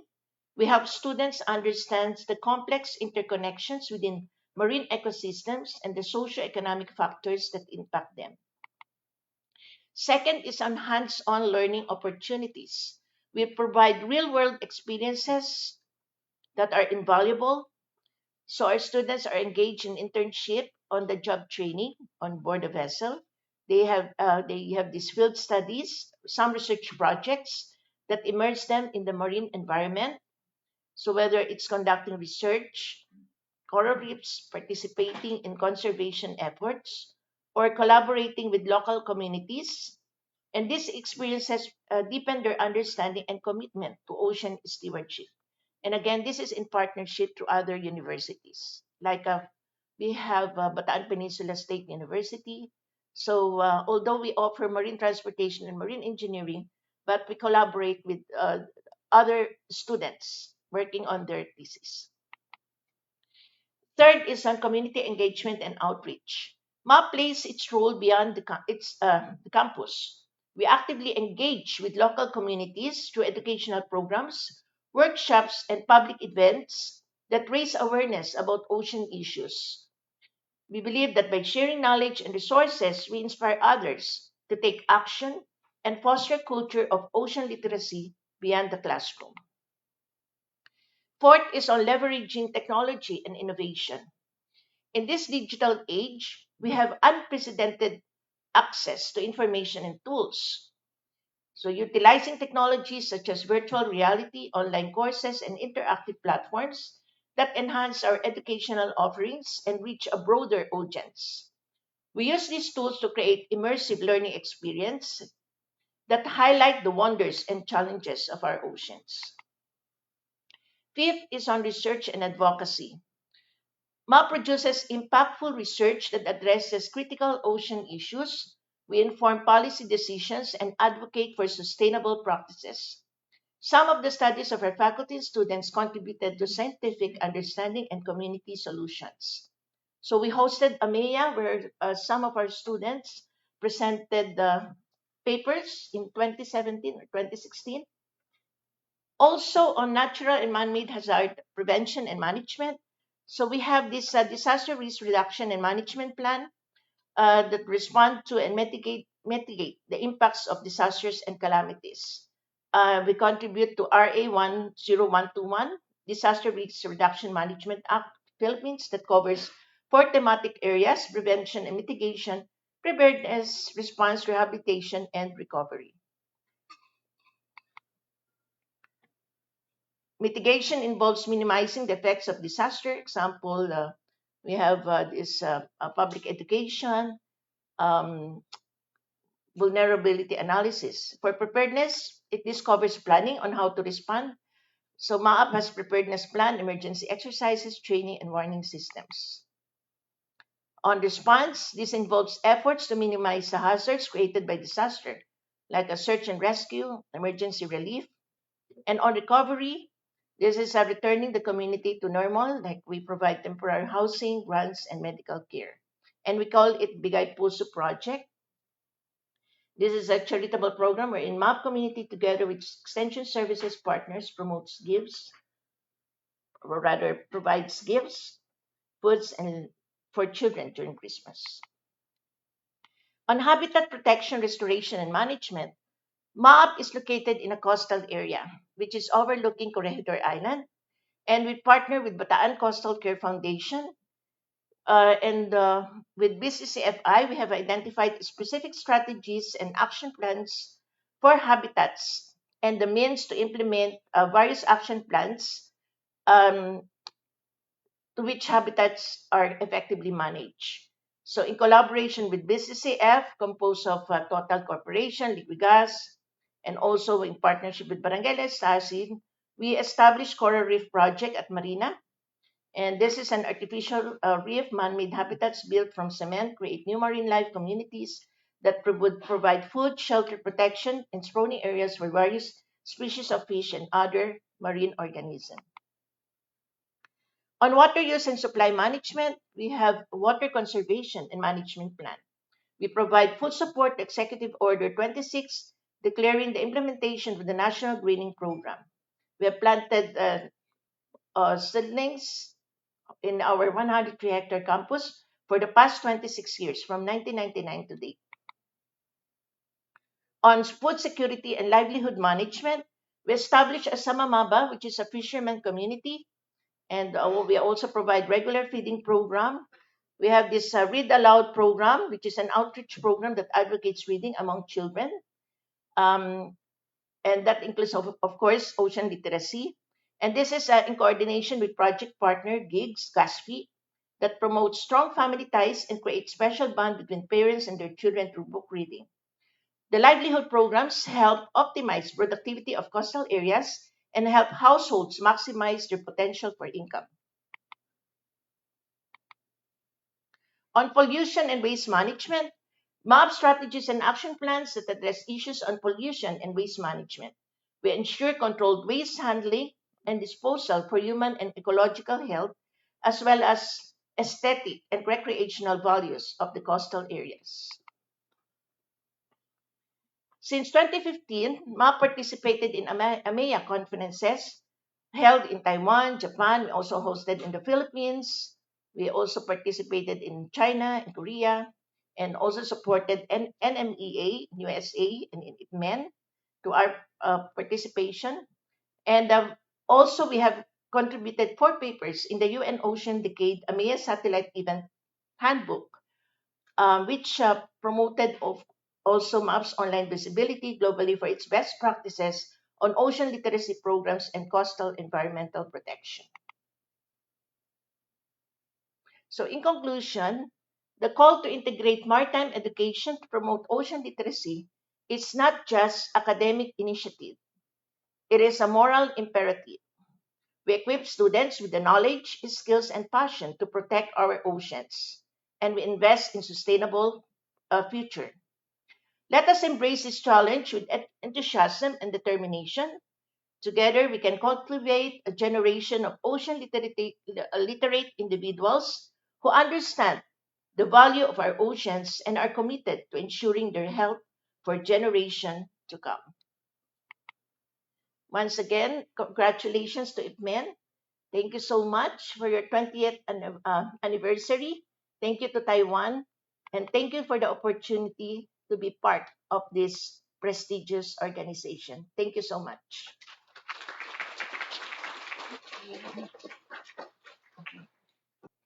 Thank you very much, Professor Angelica. So last presentation. Good day, esteemed colleagues. It's an honor to share our recent research on how localized ocean-themed picture books have been used to enhance marine literacy among primary school children in Malaysia.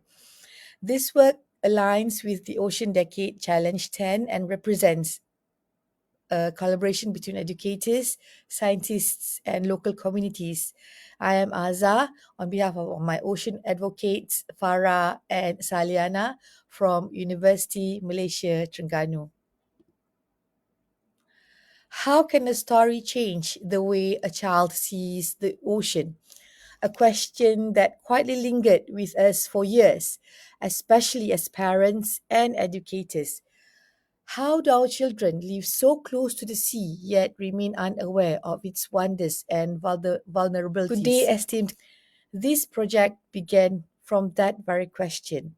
We wondered, could a story anchored in local marine life and cultural imagery reshape how a child perceives? Good day, esteemed colleagues. It's an honor to share our recent research on how localized ocean-themed picture books, especially as parents and educators. How do our children live so close to the sea yet remain unaware of its wonders and vulnerabilities? This project began from that very question. We wondered, could a story anchored in local marine life and cultural imagery reshape how a child perceives, values, and eventually protects the ocean around them? This became both our inspiration and our research inquiry. Despite growing interest in environmental education, 3 key issues persist in Malaysia. First, current curricula often rely on generic, non-local context, making it hard for children to emotionally connect. Second, ocean literacy, though critical, is rarely addressed in meaningful ways, especially in primary classrooms. Third, we lack engaging, age-appropriate marine materials rooted in our local context. This age group, 9 to 10, is crucial for shaping environmental identity, yet remain undeserved. Our project responds directly to the Ocean Decade Challenge 10, Change Humanity's Relationship with the Ocean. This aligns strongly with SDG 4 on education, SDG 13 on climate action, and SDG 14 on life below water. At University Malaysia Terengganu, whose institutional focus on niche area is marine and maritime research, we saw an opportunity to bridge this global agenda with local knowledge.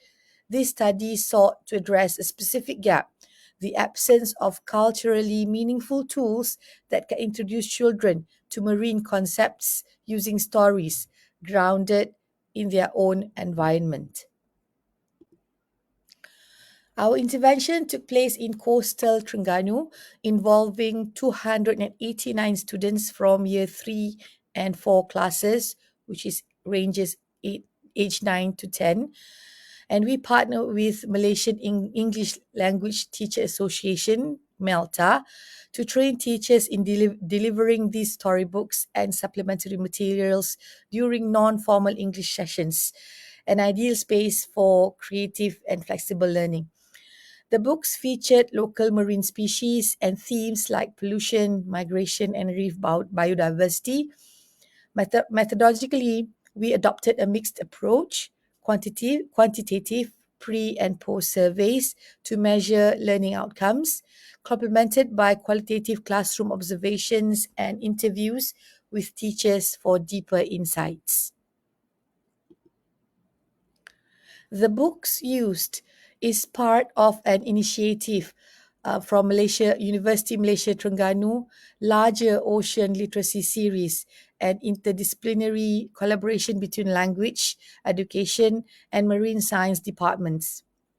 Of the 13 books we have produced and published, these 3, Tiara the oyster, Bibi the blue whale, and Bayan the parrotfish, were selected for pilot implementation.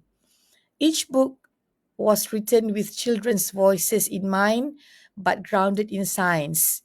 We also engaged university students and emerging young illustrators from schools in the visual storytelling process, promoting capacity building in science communication. Each book explores distinct ecological themes while maintaining narrative simplicity and emotional resonance. Tiara addresses pollution through the eyes of an oyster who loses her home.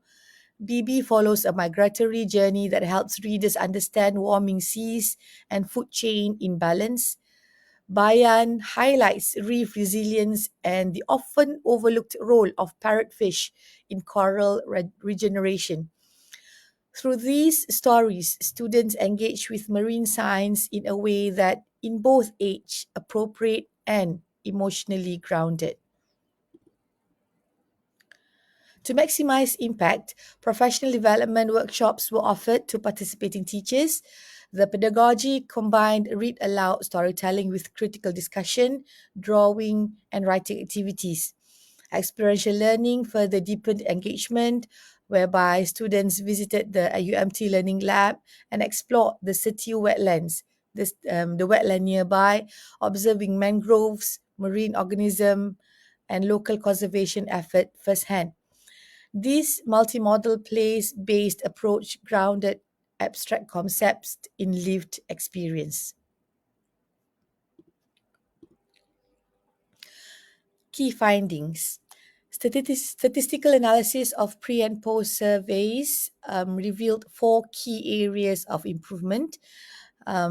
First, students showed a deeper understanding of coral reef ecology and marine biodiversity, whereby students demonstrated a significant increase in correctly identifying coral reef species as well as its predators, as well and their ecological roles. Second, they gained awareness of human actions like overfishing and pollution and their consequences. This reflected from the findings where there was a statistical significant improvement, P 0.005, in awareness of how littering, plastic pollution, and noise affect marine life. Third, students grasped linkages between ocean systems and climate change. 41% of the students gained vast improvement in understanding on how rising ocean temperatures affect marine species, and they gave correct explanation of coral bleaching and its impact on parrotfish and other marine species during activities in the classroom. The final key finding is we observed a notable shift in behavioral intentions, where students express desire to protect marine lives, reduce waste, and share what they learned with others. And this is shown here, whereby more than 75% of the students reported to actually bring their own plastic to shops, and they are going to bring rubbish home and throw it and throw the litters in specific places.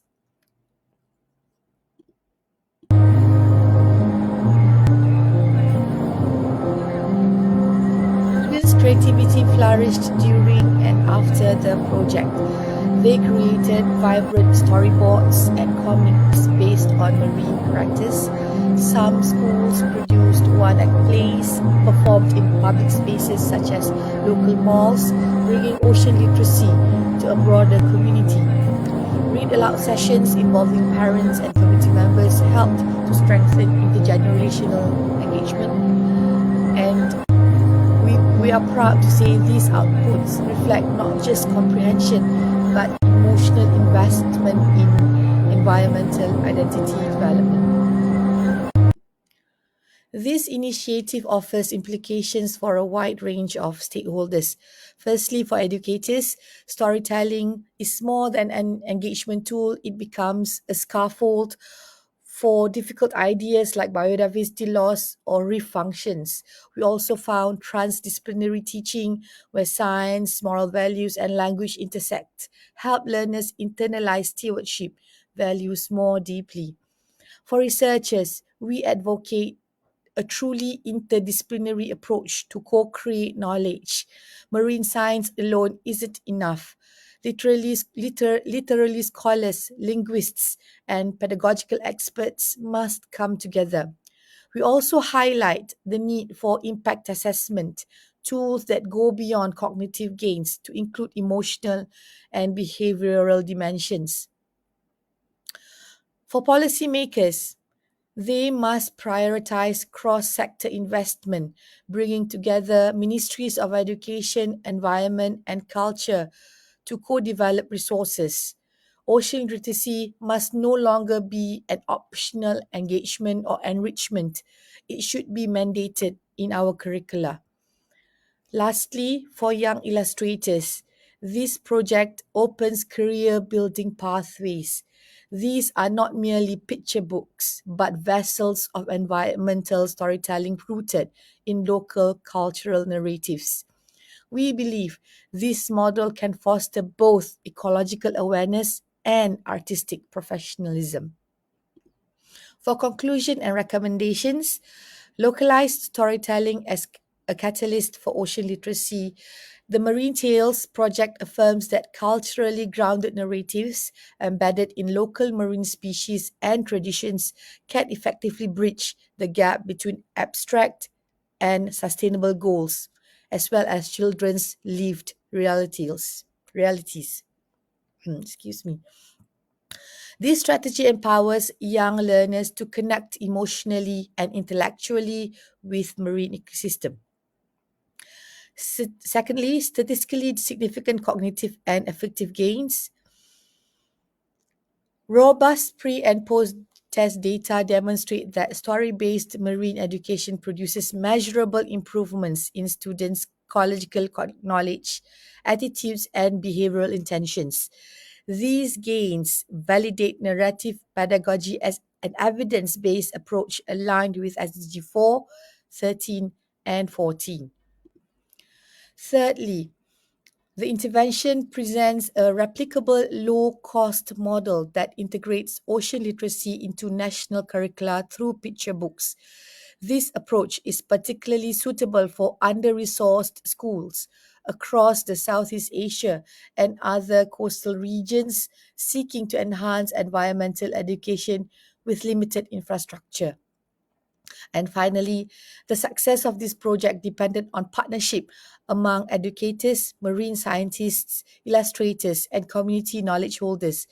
This interdisciplinary net framework exemplifies how collective action guided by the Ocean Decade Challenge 10 can produce locally rooted, globally relevant outcomes. I will go back to the question that we posed earlier. How can a story change the way a child sees the ocean? A story at its heart is not just a tale, it's a tide. It can carry a child from the shoreline of curiosity to the depths of understanding. In our project, we witnessed how stories anchored in science and enriched by local culture can awaken empathy for coral reefs, curiosity about climate change, and a profound sense of responsibility for marine life. Thank you so much for joining us today. Please keep in touch and have a wonderful conference in Ipmen 2025. Okay, so next, welcome the session chair, Sotaki, and we invite all the session speakers come to the stage, and please have a seat here. And the next session is the discussion section, and we will last till 3:40. 3:40? Yes, 3:40. So Last okay. last thing is please come present us here and discuss and again and also asking questions. So this round one is especially the ocean literacy. So ocean literacy is very long history of early 2000. So Craig mentioned about long history and engagement. And Professor Angelica also mentioned about the map engagement focus on the ocean literacy. And also Mr. Min Shen Guang also mentioned about the importance of the ocean literacy during the Japan and Taiwan. So please again talking about today's sessions.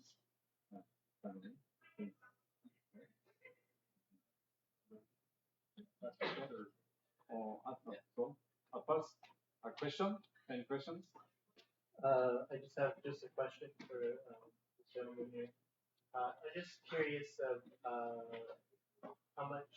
I think you said there was a lack of certain partnerships. So I'm just wondering how much partnerships have you seen in Taiwan with the local indigenous? There's quite a few, 16 recognized tribes, but I think there was more before. Are you starting to see any of these, any growth in partnerships with the universities or with the local ocean scientists? So I think this study is emphasize the internal and external responsibility. So I think that's the group because we literally helpful with my professor. So this is sort of us to create a group and university.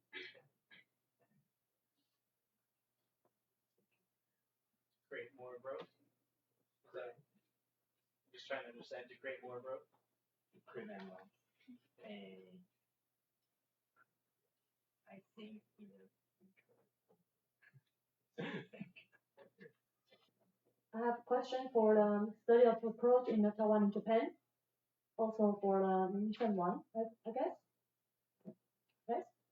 In your PowerPoint page 16, you said you compare about the differences between Japan and Taiwan, the way we integrated the education into our courses in the school. And in Japan, you say it's like formal and informal education. But in Taiwan, here you mentioned it's like integrating major issue into the curriculum. Yes, major issue into the curricula.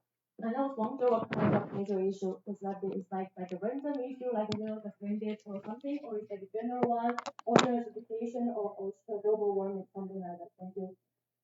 In Taiwan, the major issue is that the climate change, and we emphasize this, and different from the Japanese have informed and science school and their cultural or heritage, but Taiwan is in basis on the climate change, and yes, so that's Okay, so yeah, for me, that's very good that so many people sit there, and it's a very young researchers and research about you.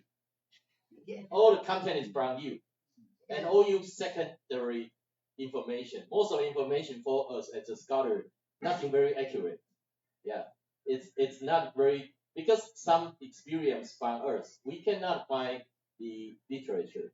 So it's very good that the connection is, we read 40 years ago from ocean currents, from the guy, from ocean side, from the guy, and some Japan is from that guy.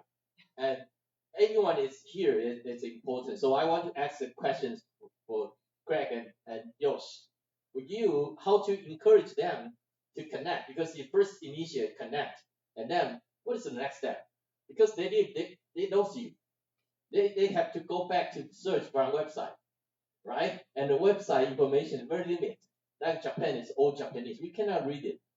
And what we can do is just use the Chinese translation. And secondary, and then let's go other ways. So, and my question is for two of you, how to pass the experience and for the young people. So, ocean literacy started in Japan around 2005. Dr. Tsunogai is the first professor to introduce to Japan. But he retired. After that, I started to promote ocean literacy in my university. But most important not good thing is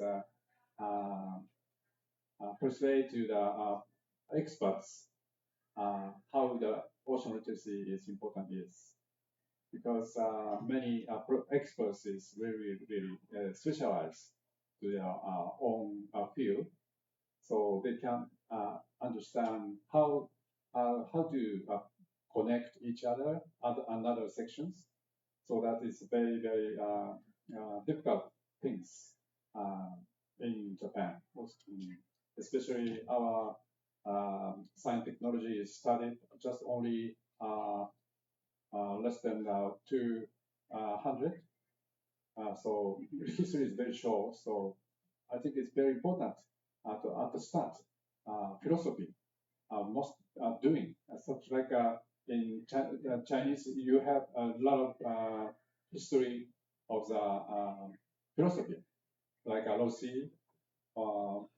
So that we must read thinking about the history of the own cultures, the philosophy or something.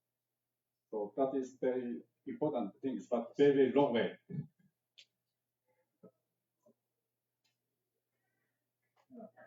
I'll just add a little bit.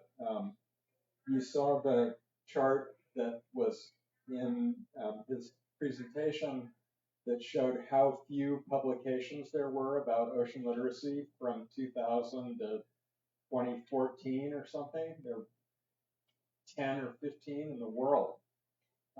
Most of us that were doing the work were writing and publishing in gray literature and soft literature, not in peer-reviewed journals.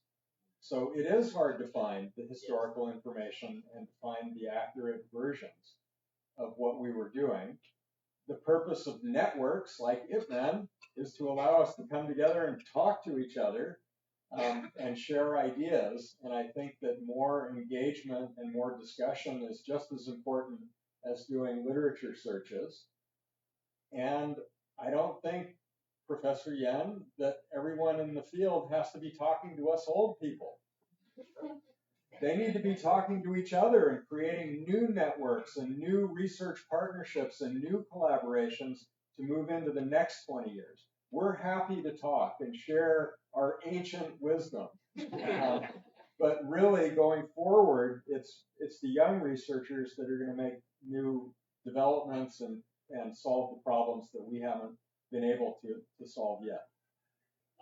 No battery. No question. We are one ocean, but I hear a theme that we need to think and teach locally. In your program, Yoshi, in your program, and in your program, but it is so difficult in the U.S. now to teach and bring the youth out locally to address local issues. Because we are not going to address this global issue. We start at the local issue. Is it easy or is it difficult now to do that? And that would be something that I think you could write about. How do you do that to a local level? We can teach the science, but the movement begins locally, in my view, as an ancient one.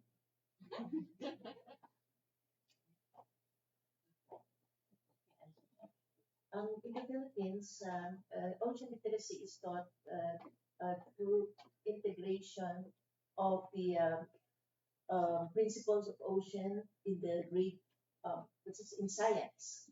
So starting from grade school to secondary education. Now, in your question, you're asking on how we able to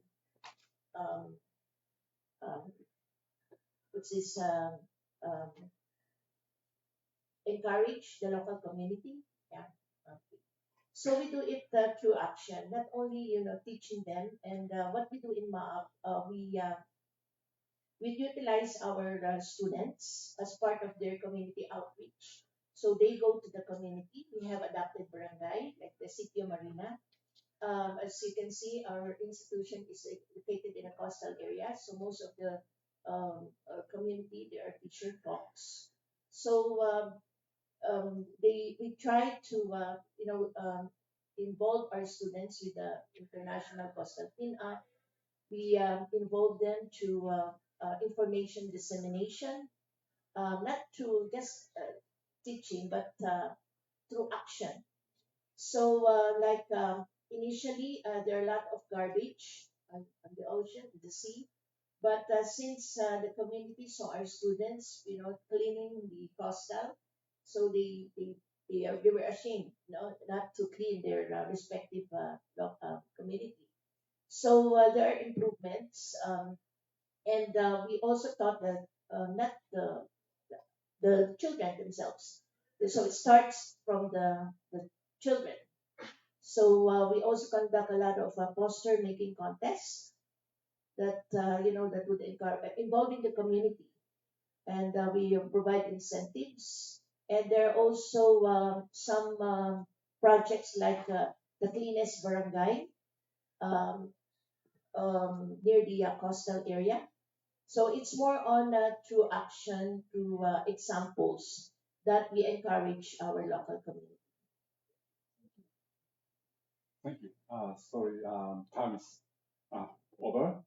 So I want to continue to discuss at the restroom. Okay. No, restroom. Rest time. Sorry. Thank you very much. Thank you.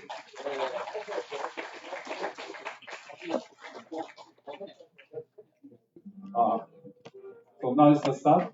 Okay. Do you have a good break time? Okay. Okay. So start. Now the start. Number one is assessing and exploring ocean literacy among Taiwanese students. Mr. Oh, sorry. Sorry. Dr.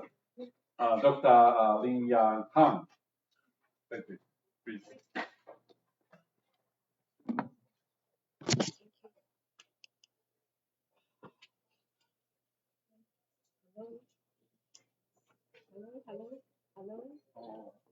Mike?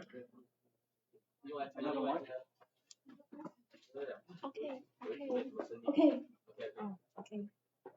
Hello, everyone. My name is Lin Ya Hong, and you can call me Lydia.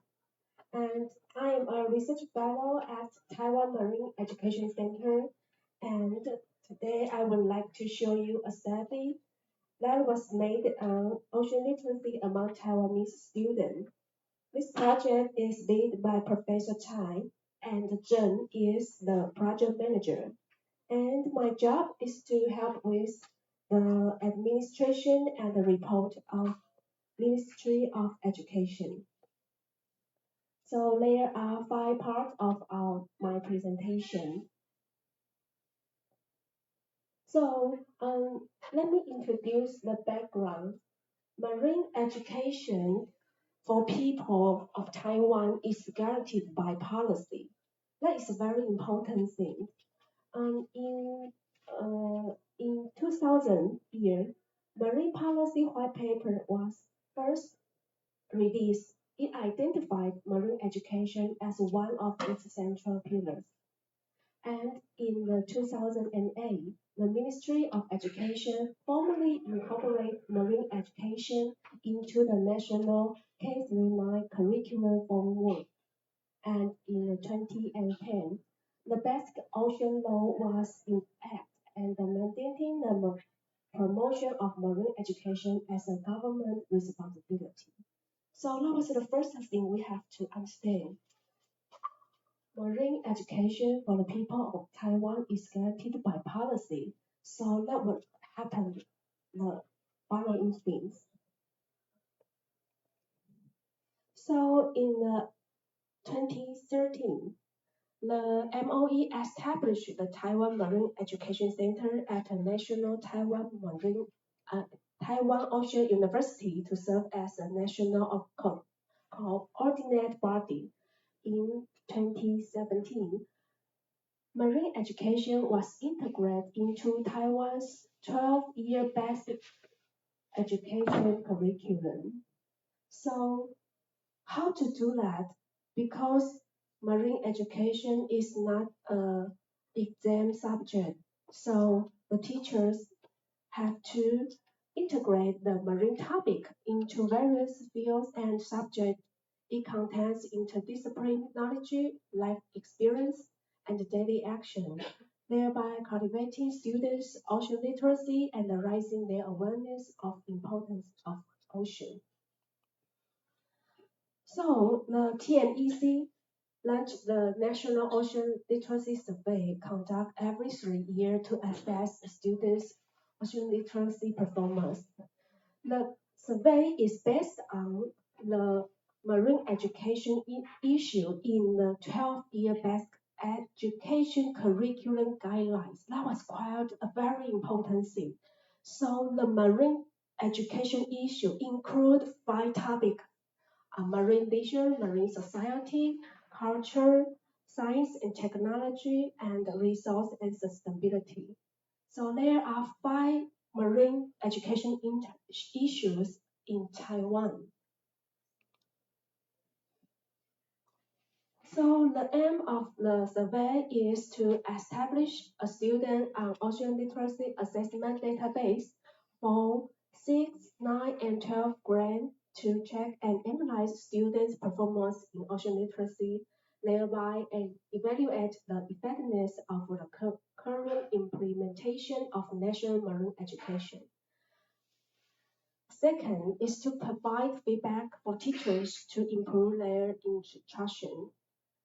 Third is to collect comprehensive and standard quantitative data to support domestic and international research in exporting policy issues related to students' learning of ocean literacy. So there are 3 times we have done the National Ocean Literacy Survey, and now the 4th is going on.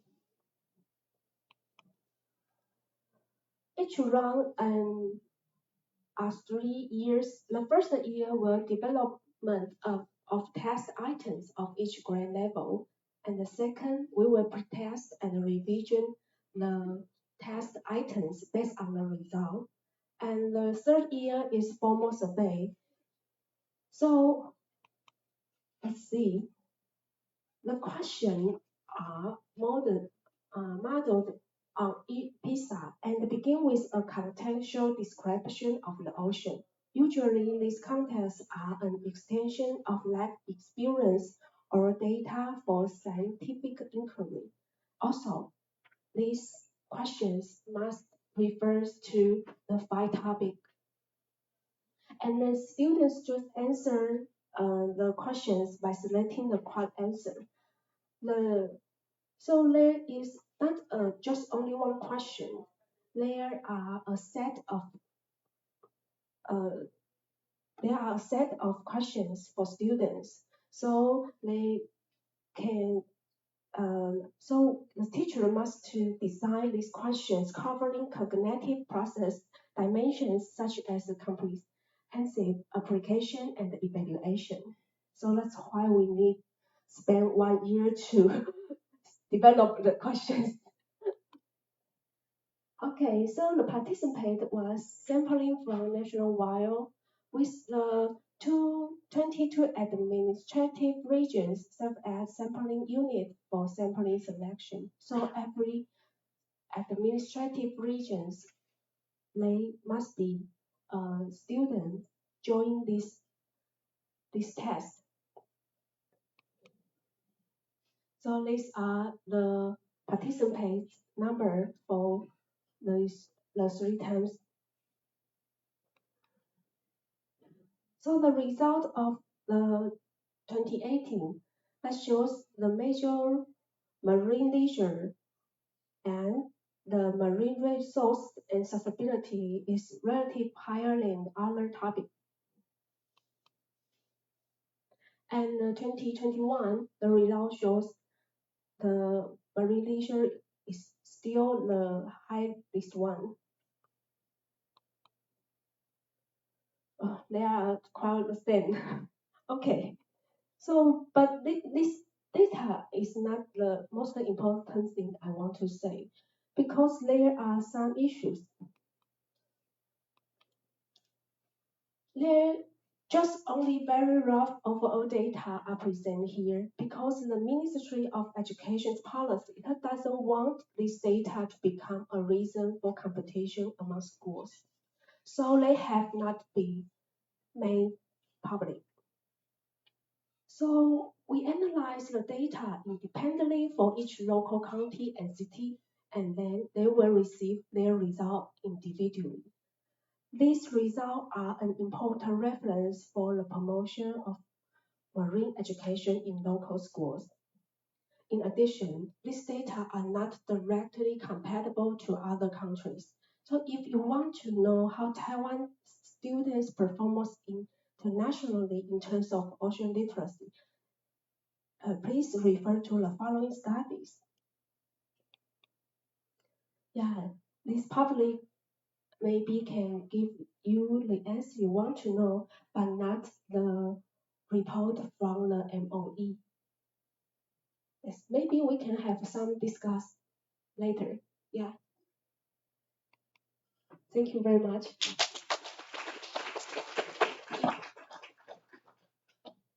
Thank you. Thank you very much, Dr. Lin Yang Han. So after discuss again, thank you very much. Next presenter is Ms. Yua Sugita. Our title is Bringing the Ocean into Classroom, Regional Collaborative Marine Education in Japan.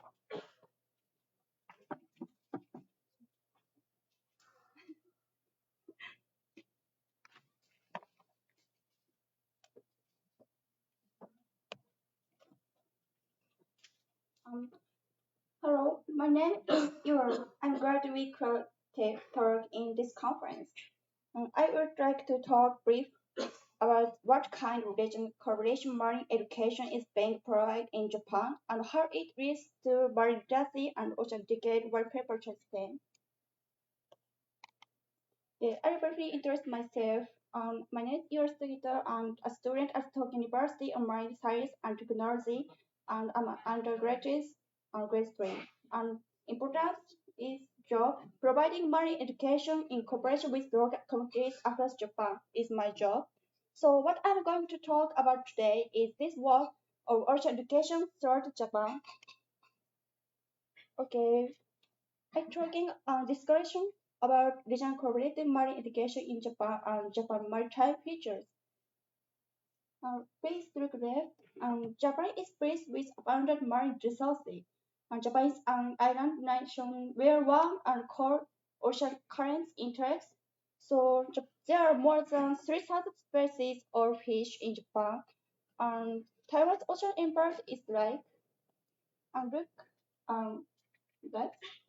So good access to the sea. Because it is an country, most of the states face the sea and have easy access to the sea, even islands.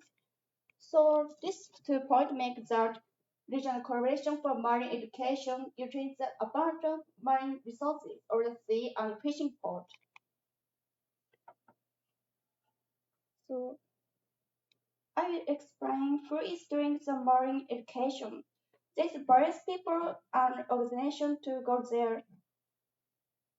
Marine education organizations like private companies, non-profit organizations, and education institutions, and university professor, high school teacher. And marine educator is oceanographer, fisherman, marine research instructor, and university professor, out of kind of there. And so far, we have been talking about the characteristic of Japanese maritime education. Here is an expression of the connection between marine education in Japan and Ocean Literacy number 6 and Ocean Decade White Paper Change 10 number 10. What these two goals have in common is that to make someone aware of the cross relationship between ocean and humans. It is so important that Japan marine education main purpose is same. It seems the Ocean Justice 6 and Ocean Decade Change number 10 goals. This picture is sushi and tempura. Anyone know this dish? Oh, thank you. So it's very much Japanese fish and food. And even the food we eat in everyday life has a connection to the ocean. But Japanese people doesn't know. They don't know how it get to our table, how to catch methods, and how to cooking. Children don't know this sushi is made from fish like this. So Japan marine education goal is to make Japanese people aware of the cross relationship between the sea, ocean, and humans. Okay, let me elaborate more. These steps represent that how maritime education is conducted in Japan.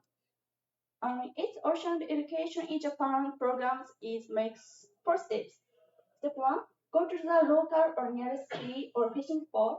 Step 2, find out the tropical features of the ocean and ecology of marine resources. And step 3, gain knowledge and experience on how to utilize them. And step 4, understand that the sea is something we have a close relationship with forever. And this step 3, gain knowledge and experience, is so many kind of this because ocean utilize method is a lot of fishing and catching and eating and leisure. It's a lot of kind of this.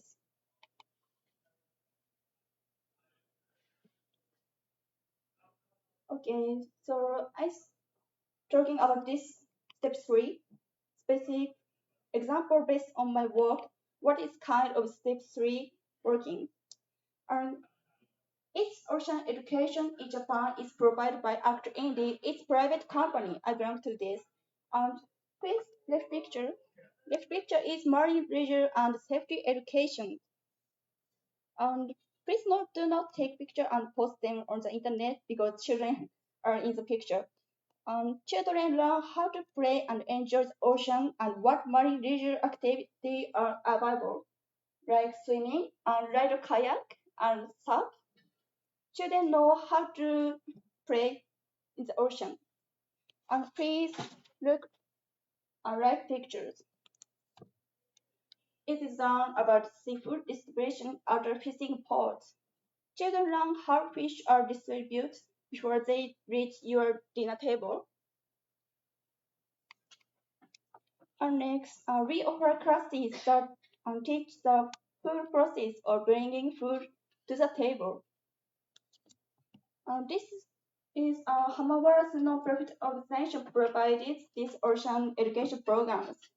Step 1, seaweed collection. We collected seaweed in the go to the sea. Each seaweed is growing elementary school students. And step 2, cook seaweed to your liking. This is visual. We collected seaweed, but it's another is we preparing, so children could know a lot of kind of seaweed in Japan.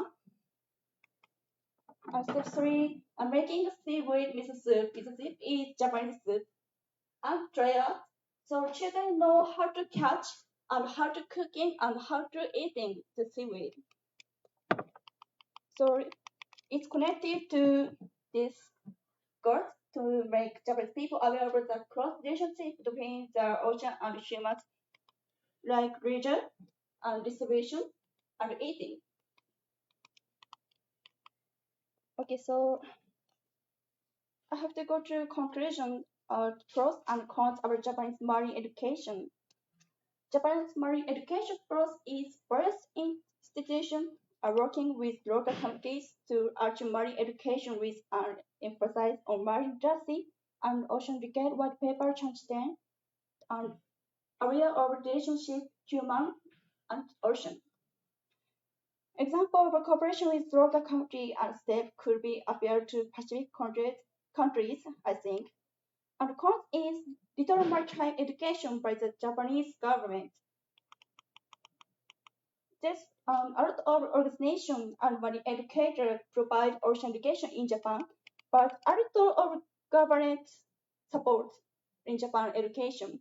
So I think that national policies on marine education should be enhanced, and Japan government have to support Japan's marine education. Thank you for my listening. It's end.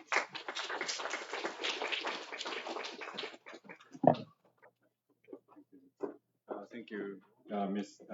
Yuasinta. Next presenter.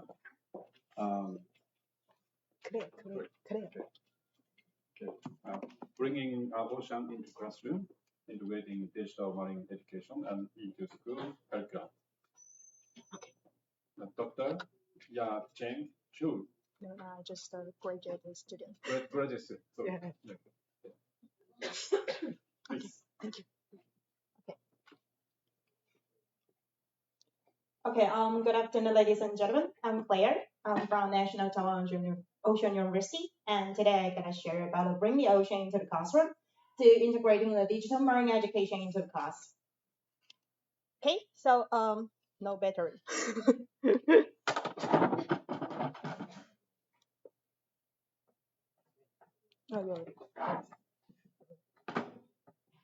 So about my contents, there are 3 sections I'm gonna share. Is the introduction, implementation, and conclusion. Okay, before I start, let me introduce myself first. I'm Claire Zhou Yaqian. I'm from National Ocean University and the Teacher Education Center. And I'm the project assistant of the digital implement of the marine education issue in National Ocean University. And also I'm the MNEA members. Last 2 years, I joined the MNEA. I have a really great time. And I'm the members of the International Program, Activity Program, and Training Program Committee of the Girl Scouts of Taiwan. And the other authors is the Professor Zhang Zhengjie, and Lydia Hong is over there, and also Liang Pingcai. And also Zhang Zhengjie is our team leader. Okay, so let's start. Talk about the introductions, the world attached the great importance of the ocean. As you know, ocean is very, very important for us now. Before, maybe we would just think ocean is one part of our life, but actually, ocean is very important for not only now, but also in the future. So like UN, the United Nations announced about the ocean, the 10 years plan we called Ocean Decade. Like last year in Barcelona, they have the Ocean Conference, and the plan and the visions of the Ocean Decade is the ocean we want, the science we need. So we only have one ocean, like Ray said, we only have one ocean. So how do we protect and how do we support our ocean? So we can create and use the ocean knowledge to achieve the 2030 agenda for sustainable development. And also we have the SDGs. It's focused on ocean. Ocean is one of the SDG. And the other one is talk about the ocean literacy. I think most of you already know about the ocean literacy, so I will not explain that more. Okay. So move back to Taiwan. I will just focus on about Taiwan's marine education. So actually in Taiwan in 2019, our new curriculum, so according to the Ministry of Education's policy, we have the new curriculums. And these new curriculums, there are 19 issues for the integration. And marine education is one of the issues to integrate to our subjects. For example, marine education into the Chinese courses or in marine education into the PE class, something like that. So we have the new issues and we talk about literacy learning. So what is a literacy learning? It means the students, they learn something from the classroom, they can bring home, input in themselves, and then they can share or use what they learned from the class. That we'll call literacy learning. So integration and implementation of Taiwan's curriculums, like you see, we provide the instructional design and teacher teaching, and also the learning assignment implementation, and also the development and the selections of the teaching materials. And we expect to use for school teachers, teaching materials, and also all the sectors of the society. Actually, that is for all of the peoples, not only for schools. And in Taiwan, I know in around the world, maybe someone will say that is the ocean education, and someone will say marine education. But actually in Taiwan, about the marine education, in 2016, we have the 5 things of the marine education. And you will see marine science and technology is in the center. So we will start from the marine science and technology, but not only science and technology. We define other 4 things like marine culture, marine leisure, marine society, and also the marine resources and sustainability. And we have the other topic is about the digital learning in Taiwan according to the COVID. During that 2 or 3 years, e-learning is become more and more popular around the world. So our Ministry of Education, there are 3 initiatives and 5 major objects is about the digital learning. So we have the digital learning platform is called Adaptive Learning Network. Chinese is in Taiwan. And that is the Ministry of Education. They conduct this kind of a website for students. They can do the self-learning or group learning, or a teacher can use the tools to teach. And also, our project is one of the topic in this website. And it's called Ocean TV News. Okay, let me ask everyone. So we have a booth outside. Does anyone just already visit our booth? Great, good, nice. Rest of you later, okay? Okay, so we call it Ocean TV News. And our original author is Professor Gong Guoqing, is in National Taiwan Ocean University. And about his goal is try to put the marine ocean science to the primary school students and the public through the internet and popular marine awareness among the people. And just like I said, because we are from the project, and this project is from the Ministry of Education, so our funding is 11 million for 2 years, but it's for the professional funding is $3 million. Yeah, so we only have $9 million can use for 2 years. Okay, so the funding source is from the Ministry of Education. All right, so let me show you about our videos. This is the Chinese versions and the English version. Okay. 欢迎收看海洋新闻。忘记的大海，除了有些岛屿外，什么也没有。因此，各国领海划定必须要沿海国在它的领海拥有主权，及附属岛屿的领海往海延伸12海里的范围。No ocean, no life. Welcome back to Ocean News from the Sea. Submarine volcanoes are active on boundaries where different plates are in a state of separation. Plates being split up is led by mantle heat convection. Hot springs have black or white color. Black ones are hotter than white ones. English pronunciations, English words, but we still have the Chinese word. Yeah, that is for Taiwan's bilingual education. Like Taiwan's EMI education or the Clio educations, we still have slides will put a Chinese inside. So that students should understand some complicated words to about the ocean science. Okay. Okay, so that is for cartoon. It's about the virtual. So we also film the reality videos to combine these two together, the cartoon and the reality videos together, and we can bring the students into our real ocean world. Okay, so I'll show you. 那巧鱼市集的游戏规则就是，他把鱼捞上来的吃。世界上的岩石分为3种，一种是沉积岩，体验乘风破浪的感觉。是什么活动呢？每年都会由4门竞逐轮流10年。今年由南门镜天后宫担任自然形成的礁石区域，这里的海底地形非常的丰富，有助于维持海洋生态的平衡。And how do we just do the implementations? We have the teaching materials as you see, the animations and reality videos, and also we have the lesson plans worksheets for the teachers. And not only the tools, but also we're holding the teachers' workshops and teachers' training. We're training our standard teachers to teach our marine education. And for students, we can do the e-learning and immersion learning. And for public, we have the public promotion and a brainstorming QA. Like today's booth, we have the QA. Okay, so I will just share the video for you and introduce one by one. Okay, so as you see, this is our teachers' training and teachers' workshop. I let the teachers to learn something from our project. And also we take the teachers to do the experience for the canoe and the kayak. And let us teachers just walk out from the classroom and learn the ocean outside. Okay. Again. Okay. And this is, we follow the Ministry of Education about the digital teaching. One is the teacher teaching, and this one is a group learning. And this one is group by group learning. So the teachers, so that will be just like a circle. So teacher teaching, student learning, and peer learning, and also the group learning.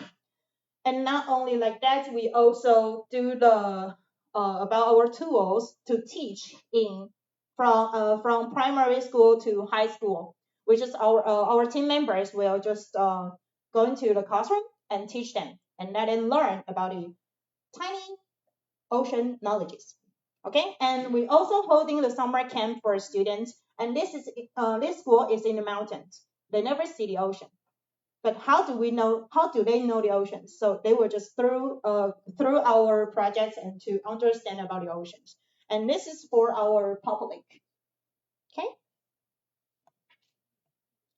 Okay, so about my project conclusions, just based on the results of learning assessments, we do believe that repeatedly watching Ocean TV news can help students to improve learning of marine science and concepts. Okay, so the end of my presentations, I just want to share. If you want to go fast, you can go alone. But if you want to go far, so go together, just like you and me. We sit here, we share about the ocean. Thank you.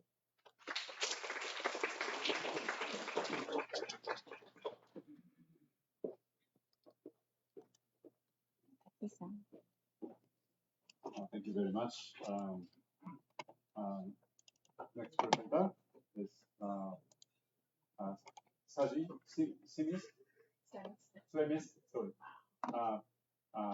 Means both on a voyage of discovery, connection, and collaboration.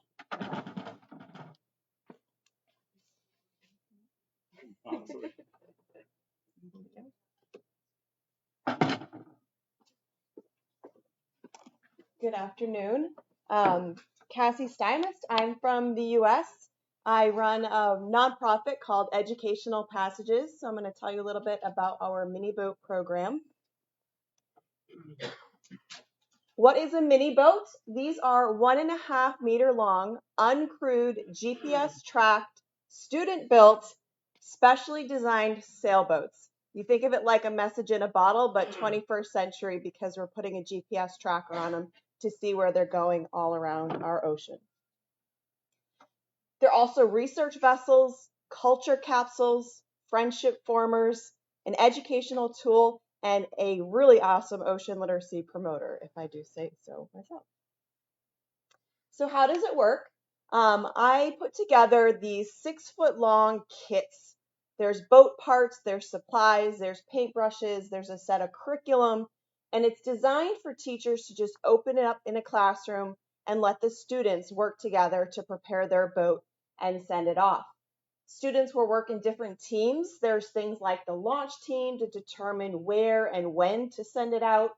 The tech team is installing sensors.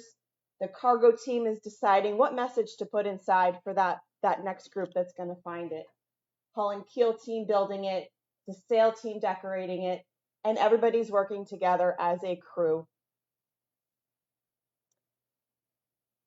We have new sensor packs over the last 4 years now, about 60 voyages that have been collecting true sea surface temperature measurements, as well as air temperature.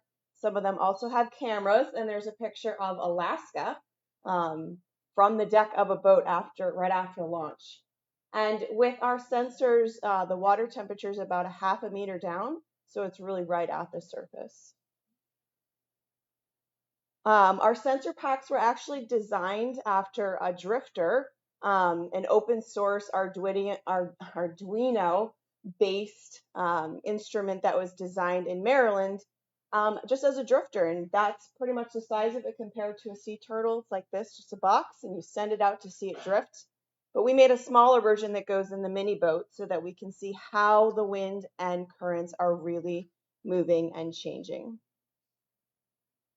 So after the boats are built, we launch them. We're learning all along the way, but we're actively tracking them, hopefully recovering them, connecting classrooms, and if we're lucky, repairing and relaunching them.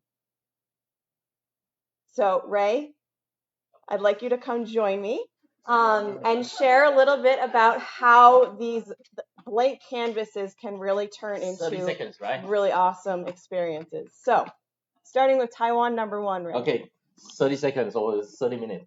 Taiwan number 1 is 2016 Orlando, and then Douglas Levine and show out, and then we take the mini boat, and that's appreciate museum, the National Maritime Museum from Lisu, and we find some money, very limited money, and say we buy it.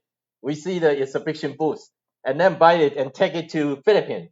So that's to Angelica's there, and we pack, we spend about $300 US, but the package, the shipping from the airport is $500.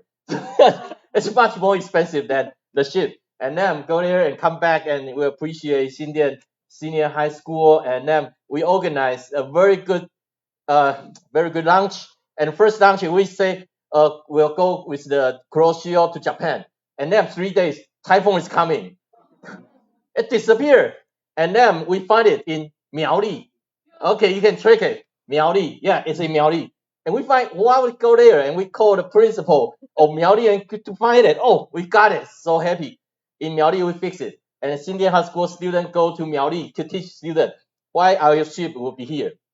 And then teach them about how to repair it. And then come back. And 2018 Ipmen, and we display it again. And yours, we go to the school and to repair it. And then we launch it again. And we go forward, go farther. Yeah, we go farther to go to the Kuroshio. We need to cross, and then we launch and go with Mahi Mahi. and then it's very good about tracking about 20 days and couple days, and then disappear again. Because and here you can see it's so funny. We say, oh, you were on land in Japan, but never, and then it disappeared. But Japanese organized, your student organized a club to find our ship for over 1 year. Every day, teaching students how to know about the ocean and find the ship. Now we don't know where is it. Maybe sinking it. Maybe 20 years later we can find it. That's it. Thank you. So one thing I've definitely learned with this program is, and it helps students to never give up hope. You know, the boat might still be out there, or a piece of it, and that sense of connection is right out there. And I think that's what we all kind of understand with our One Ocean and Ipmen. So I wasn't there, but at the 2018 Ipmen conference, the mini boat was on display with the students. I think this was after the first voyage, so you could see the little scratches from the rocks and everything. But our program is really helping to promote ocean literacy. We've also been working, a lot of our boats when launched in the Atlantic will end up in Portugal and other areas in Europe. And so we worked with the Escola Azul program, the Blue Schools, the original Blue Schools, but it's also led to the development of the European Blue Schools and now the USA Blue Schools. And one of our schools in New Jersey is actually one of the very first USA Blue Schools for their mini boat project that connected with students in Ireland. They've actually been pen pals and just did a trip from New Jersey to Ireland to meet those pen pals in person. So it's Blue Schools, it's promoting ocean literacy, it's all of these things. And so Taiwan #1 and Mahi Mahi are just a couple examples. We've had mini boats land in 35 countries so far. And so with that, I'd like to invite everyone here and the entire Ipmen network, if you're interested in getting involved in helping to recover a boat or connect classrooms, they're all sitting there. 2 seconds. You can see the principal. That is carrying it. Yeah, so heavy. Carry from the beach back to school. Carry I taught myself ArcGIS just to make this map for you guys. Every single dot is a GPS point from a mini boat that a student built.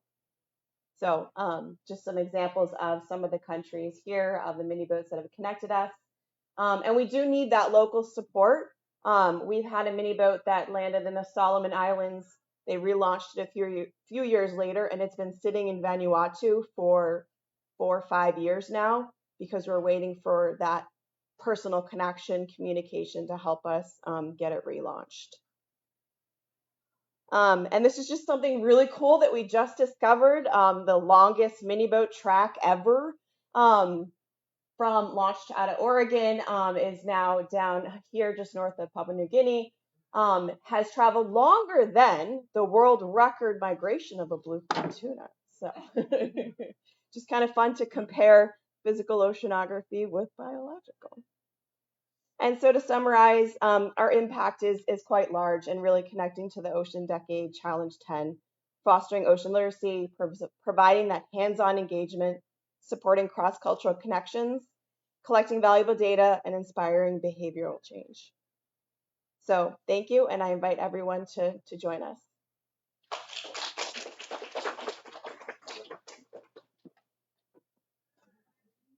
Okay.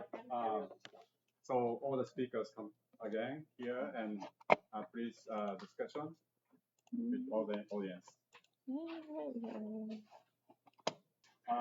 Actually, my students who support how to get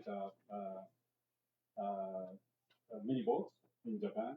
So 1 year searching, but failed. But she became a university student. So just now study about marine education. Right. And also today, this session is focused on the ocean literacy at Japan and Taiwan's engagement. It's very, very impressive and also it's very important. So actually, I'm very interested that Same as both also marine education is really curious for children. So I think it's very impressive to other subjects. So I want to ask you about that. And also at first, I ask you the audience, is there any questions? I just have a question. I'm curious. I worked with the Ainu many moons ago in 2011, and did a documentary on their traditions. And I'm just curious, how much are you working with the Ainu in ocean literacy, in your engagements with them? So the question to Shioshi and yourself. 2011. Yes, actually, my home country is Iwate Prefecture, so devastated area tsunami. So before the tsunami, I think that the importance of the ocean literacy to promote to local people, but it's very difficult privately doing. So I asked the government to promote more and more, but the government is USA that it's very difficult to government promote the ocean literacy. With the Ainu. So, but ocean literacy. I think your mic is battery ran out. Can we get a mic? I just mean, yeah, with the working with traditional ecological knowledge with the Ainu, because I understand other scientists have had problems because the government won't allow them to access the nation. They have certain strange policies in place that doesn't allow scientists to work directly. But I just want to hear from your experience on that. So Ainu is a tradition. They have a lot of traditional knowledge, and also actually in northern Japan there's a lot of traditional knowledge, same as the Ainu people. My ancestors also have traditional knowledge, but that is normally they understand each other, but it's not so important for daily life. So it's very difficult to continue to the traditional ecological knowledge in Japan. So that is the reason that ocean literacy is something like a language as an explicit knowledge. So we can apply the ocean literacy to comparative approach to the local knowledge. So I think it's a very important approach to make the people understand the traditional local knowledge, like Ainu people also have. There has been no movement on it. It seems like. I mean, they rely on the ocean so much. They have so much traditional knowledge of the ocean. So are the ocean scientists working with the Ainu? And so, so you mentioned that traditional knowledge is a science today. And so also, I think so. The traditional knowledge, something like in Japan, so fishermen, they say, for example, they catch in the mountain. They catch the fish in the mountain, not ocean. Because mountain is very important to maintain the fish life, coastline.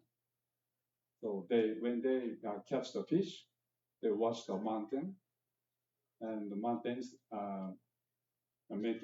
make sign where the fish is there.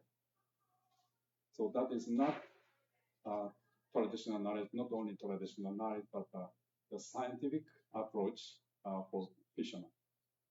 And also, mountain people also believe that mountain is very important for ocean fishermen because are very, very influential to the ocean.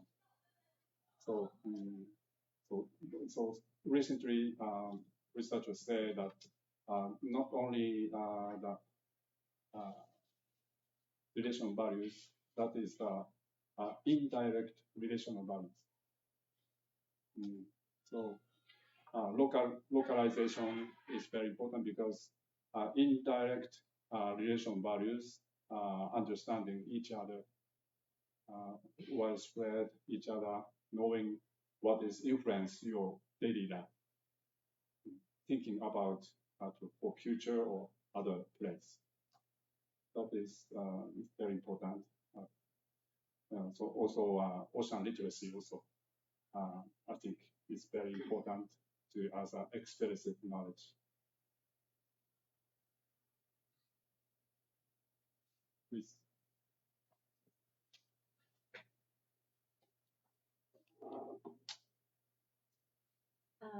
My question is to all the Taiwanese presenters today. Just a question about how you have put the 5 areas that are part of the ocean literacy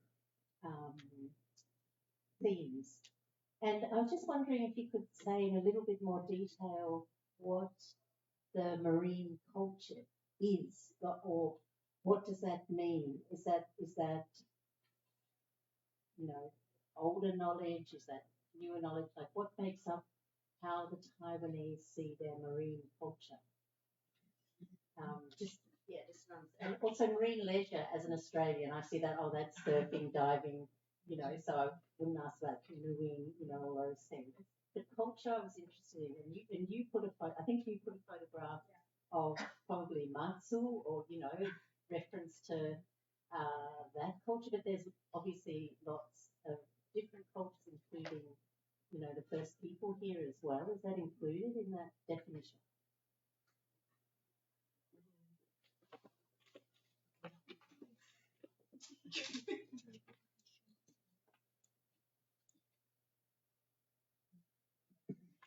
Okay, so thanks for your asking. But actually about Taiwan's marine cultures, in Taiwan there is a traditional cultures. It's about temples. You can see a lot of temples in Taiwan. And actually, just like you say, the Matsu. Yeah, Matsu is the legends in Taiwan, and also that is the legends in our hearts. And actually, Matsu is a kind of like the cultures, and actually that is the legends. But some of that is a kind of the efforts. Yeah. So we just try to that the students understand about our cultures, because the students they always search on the Google, YouTube, or Facebook. They can learn a lot from around the world. But how about our countries? Yeah, how about our islands? So we just, for example, we just tell them about the temple cultures and a kind of like traditional humanity for the students, and let them understand about the human being, and where did you born, and where did you live, and where did you grow up. Yeah, so that will be kind of like a culture side. Yeah. So, and that is for the marine culture, and sports is like just I show you the sport diving. That is for the marine science, marine resources and sustainability. We will just combine the STTS.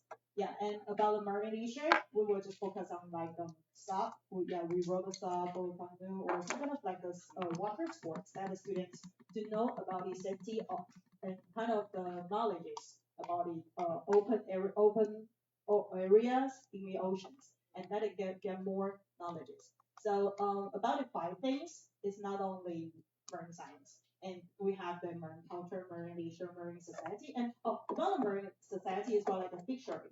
That students to understand about the geography and about our foundations of the Taiwan's area. Not only we eat like a salmon from maybe Finland, but how about Taiwan? Do we have the fish in Taiwan? Of course, because we have the aquariums or the fishery. so that the students during these 5 things to understand and learn more about marine education. Thank you.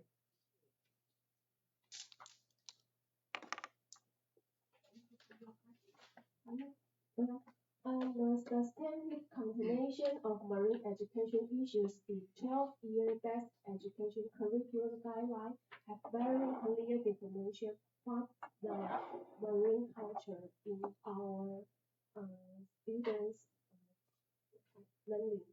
So religions and indigenous people from different race, 兰语、阿美族、阿美 race, 兰语、达悟 race, and they took indigenous people in Taiwan how to deal with the ocean. That's also in the marine culture.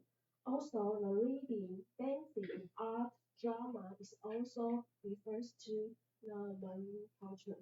So if you want to understand what kind of topic the Taiwan students learn, you must to understand the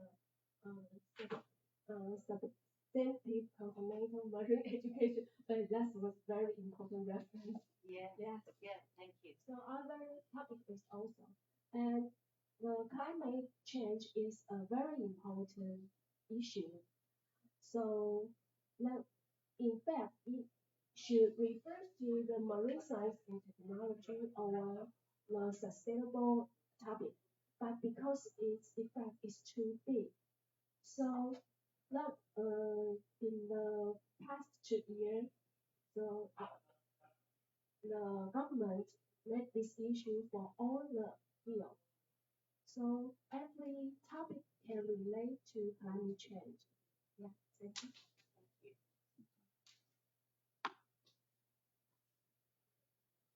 Hello, thanks so much for all your presentations. They are very meaningful projects.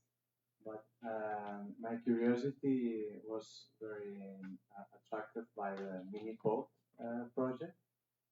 I work at a school in Hong Kong, but we teach marine science to kids from kindergarten to high school. And also we have a sailing boat, and the team that rules the sailing boat and all the maritime activities, they also built a boat recently. So, but mostly for sailing, for the kids to sail. But my question is regarding all the data that you collected, because I'm also doing some small research with my students. How did you use it? Is you link with some university that they can later analyze the data and write some papers? It's very interesting to know how to link that useful data to something relevant, right? Thanks. Can you hear me? Okay. Thank you so much. Yes, we're very interested in that next step of using the data. So after a mini boat's named, every class gets a boat page and they can see the map. But that also creates a CSV file for all the data updated every hour. Same thing with the sensors. It's all accessible to the classroom. But that is like this year's step of how to help them analyze it and use it. A couple years ago, we also collaborated with an NSF, National Science Foundation Data Jam project, and we put a mini boat data set up there so anybody could use it. So that's a good model. And I would say yes to partnerships and, here's the data to analyze it. I'm working with some researchers in Portugal and other places for modeling, right? If this is a true measurement of how the winds and currents are moving and how the actual temperature is, how can that help make better forecasts? And that's really the next stage in the game for the mini boat program. So I'd be happy to continue the conversation with you. I would like a question for Ms. Zhou. Because I'm a teacher too, your digital teaching sounds very interesting. I would like to use that way and then try to register. but it failed 3 times. So I'm wondering, is it all because it seems like requires the educators class account. So is it open for the school teachers only, or everyone can use this digital teaching to teach our kids? Okay, that's my question. Thank you very much. Okay. Thank you to search our adaptable learning website. And actually, that is this website is made from Ministry of Education, and actually there are 3 ways to enter. The first one is if you have the teacher. If you are the teachers, you will have the Open ID or your county's account. You can just enter it. And the other one is you can just use your original Gmail to enter. And the other more convenient way, like a Facebook Line or email, yeah, you can just enter. So not only teachers, but also all the people can enter and register for the website, and you can just you can meet all the details in the website. Thank you.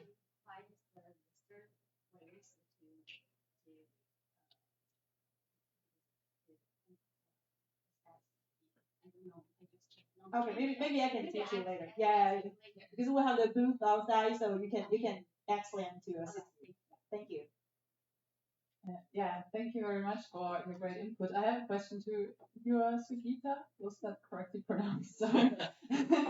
I thought your project is really interesting, and this idea to really teach the kids from where the food actually comes from is really great. Do you also immediately implement as well which species are more vulnerable, which species you should not catch, should not eat, or is that a different topic that you do not tackle in your project?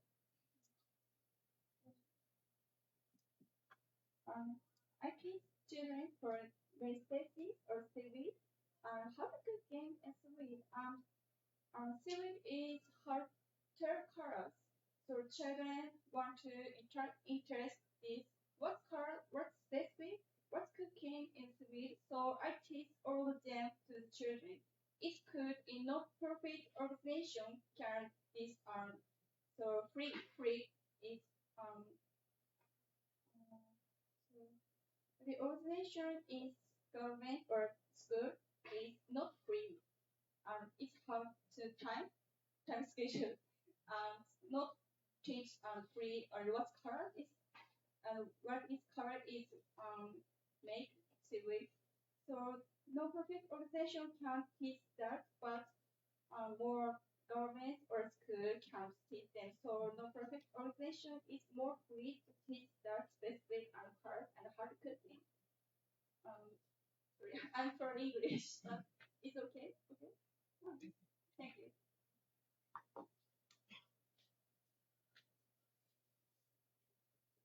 Testing. My question is for Chu, the young lady that did the digital. Clear. Yes. So I'm from American Samoa, and our students are visual learners. But behind the visual learning, it's the language barrier. So I wanted to ask, because I know there's formal talk, and then there's also slang talk. And I know the young generation is more comfortable with the slang talk. How do you come about the language barrier when you're making the scripts in the digital world and getting your message across? Okay, thanks for your asking. And actually, just like I present, our regional author is Professor Gong Guoqing. He is the expert about ocean science. So when we observe about the videos, that is very complicated for me because a lot of professional words and a lot of professional knowledge is for me. But because I used to be an English teacher in primary schools, so I just try my best to understand about the knowledges and the common knowledges, and then I combine with my subjects and use the teaching languages for the students, and that is easily to understand about the ocean knowledges, not just copy and repeat. Yeah. So I think that will be based on teachers' teaching skills to how to use these videos to teach the students and that understand. Yeah, thank you. Thank you. And then I have another question for Ms. Cassie for the mini boat program. Is it if we wanted to implement or try to practice your mini boat, how would that go about? What's the process?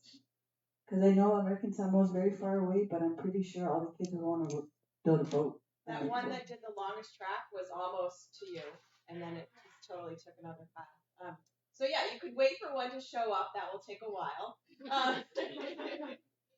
But yeah, we could talk about ordering one of the kits and finding some funding to make that happen. Right now is a great time. We normally send them out in August and do a teacher training, hoping for schools that are all going to take part to meet each other and connect before their boats go anywhere. So again, I'd be happy to talk further. Thank you. Make it happen. Yeah, then we change the seat, then you sit at the same table. Yeah, you can have a long conversation. Oh, thank you. And I think it's sitting here, why we arrange that everyone sitting together, I think really inspiration. Different discipline, different nations, and people talking about the same goal and use different way. We have digital, we have CWE, and we have policy, we have national survey. And actually, I know Taiwan Marine Education Center doing the national survey, and also we have Dr. Halls from National Academy and also doing the same things, national survey of ocean literacy. And we have an expert from CRAC that's doing international ocean literacy survey. So there's so many people that input the different discipline, but the same goal. So I want to come back to the topic of this section is how to alignment to the Ocean Decade white paper. Actually, I'm one of the working group of the content. Most of the content I draft and writing, first one is national curriculum. Need to be include ocean literacy. Number 3 is we need to enhance the cooperation from the international associations. Actually, I draw many things, but delete 4 things. So including the platform, we need to creating the platform that and getting together. And we need to invite the scientists and the educators getting together. That is what we are initiating.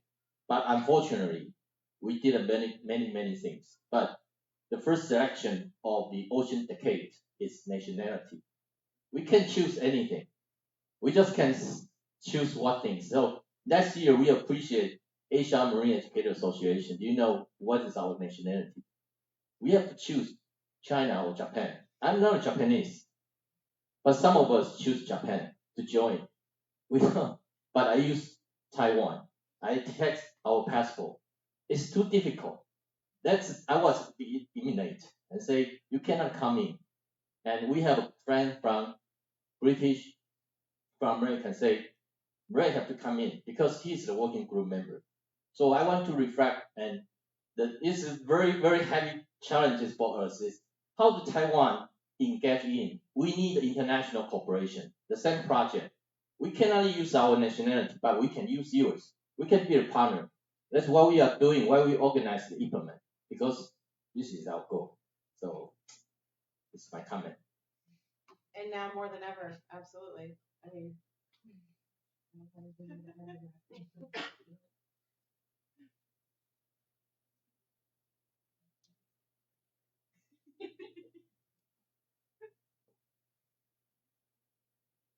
I think you said it perfectly, right? I mean, now more than ever, we need to help each other do this. That's why we're all here, right? So we have that power, and let's make it happen.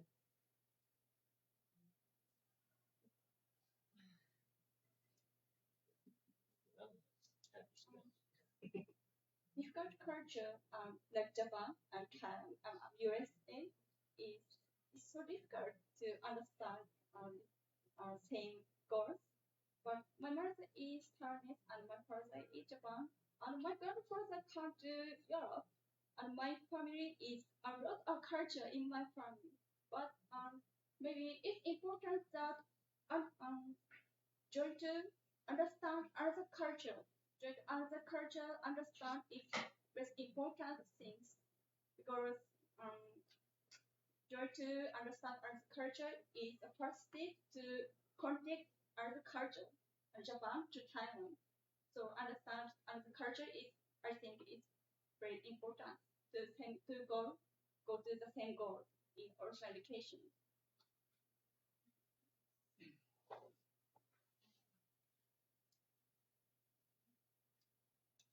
Before I go to Taiwan Education Center work, I'm just an NGO member, and my major issue is marine debris. That was every time you go to a beach, there's full of garbage. You never can pick them up. You can see again and again. So I don't know how to answer these big questions. Since I go to Taiwan Education Center work, so I touch the policy. I know it's powerful, but in my soul, I'm still an NGO member. I know I have to do to pick up every garbage in the sand. So these two ways now is in my brain. I'm still thinking how to do that, but only thing I know is never stop. That's it.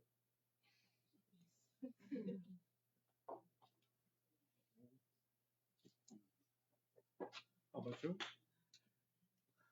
Yeah, a little bit.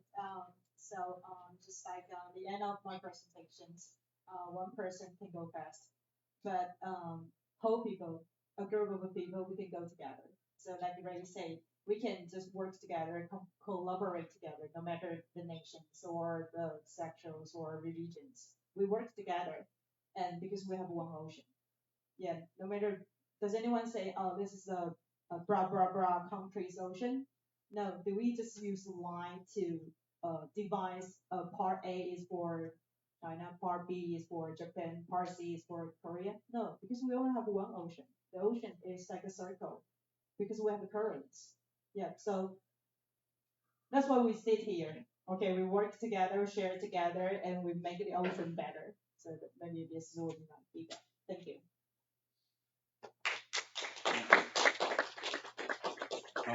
Thank you, everybody. Today's time is over. This conference is focused on the ocean, one ocean, and we are educator. So it's very important things. Education is very important. I think that's all today's education. Thank you very much.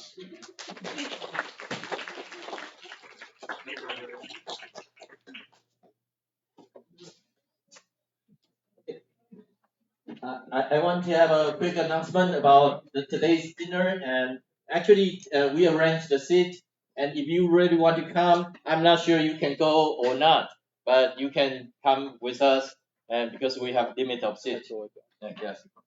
So we welcome you, and at least to interact with our scholar today, and this is the first day. The goal of the conference is not showing what you do or showing what you should do. It's to creating the relationship. So discuss with the friend, and presentation actually is not a key, is let everyone to know you. But the key is getting the connection. So tonight, if you want to go, and 17 to the field trip, we still have very little members can join, and you can discuss with us, and or you can discuss with Kelly. And thank you, Kelly, help us. And if you want to join, everyone is. If you are not for registration, everyone is 500 for each one, and very limit, and you can discuss with Kelly. And the same is field trip, 17. So if you are not order your meal, then please order your meal. And I hope you have a good day. And tomorrow, 9 o'clock, come back to Peter's section. Where? Peter, just down. Prepare for the tomorrow. And I hope you also enjoy Kaohsiung's night, and let's see you tomorrow. And don't forget to post your media. And we hope the influence can be strong. See you tomorrow. Bye.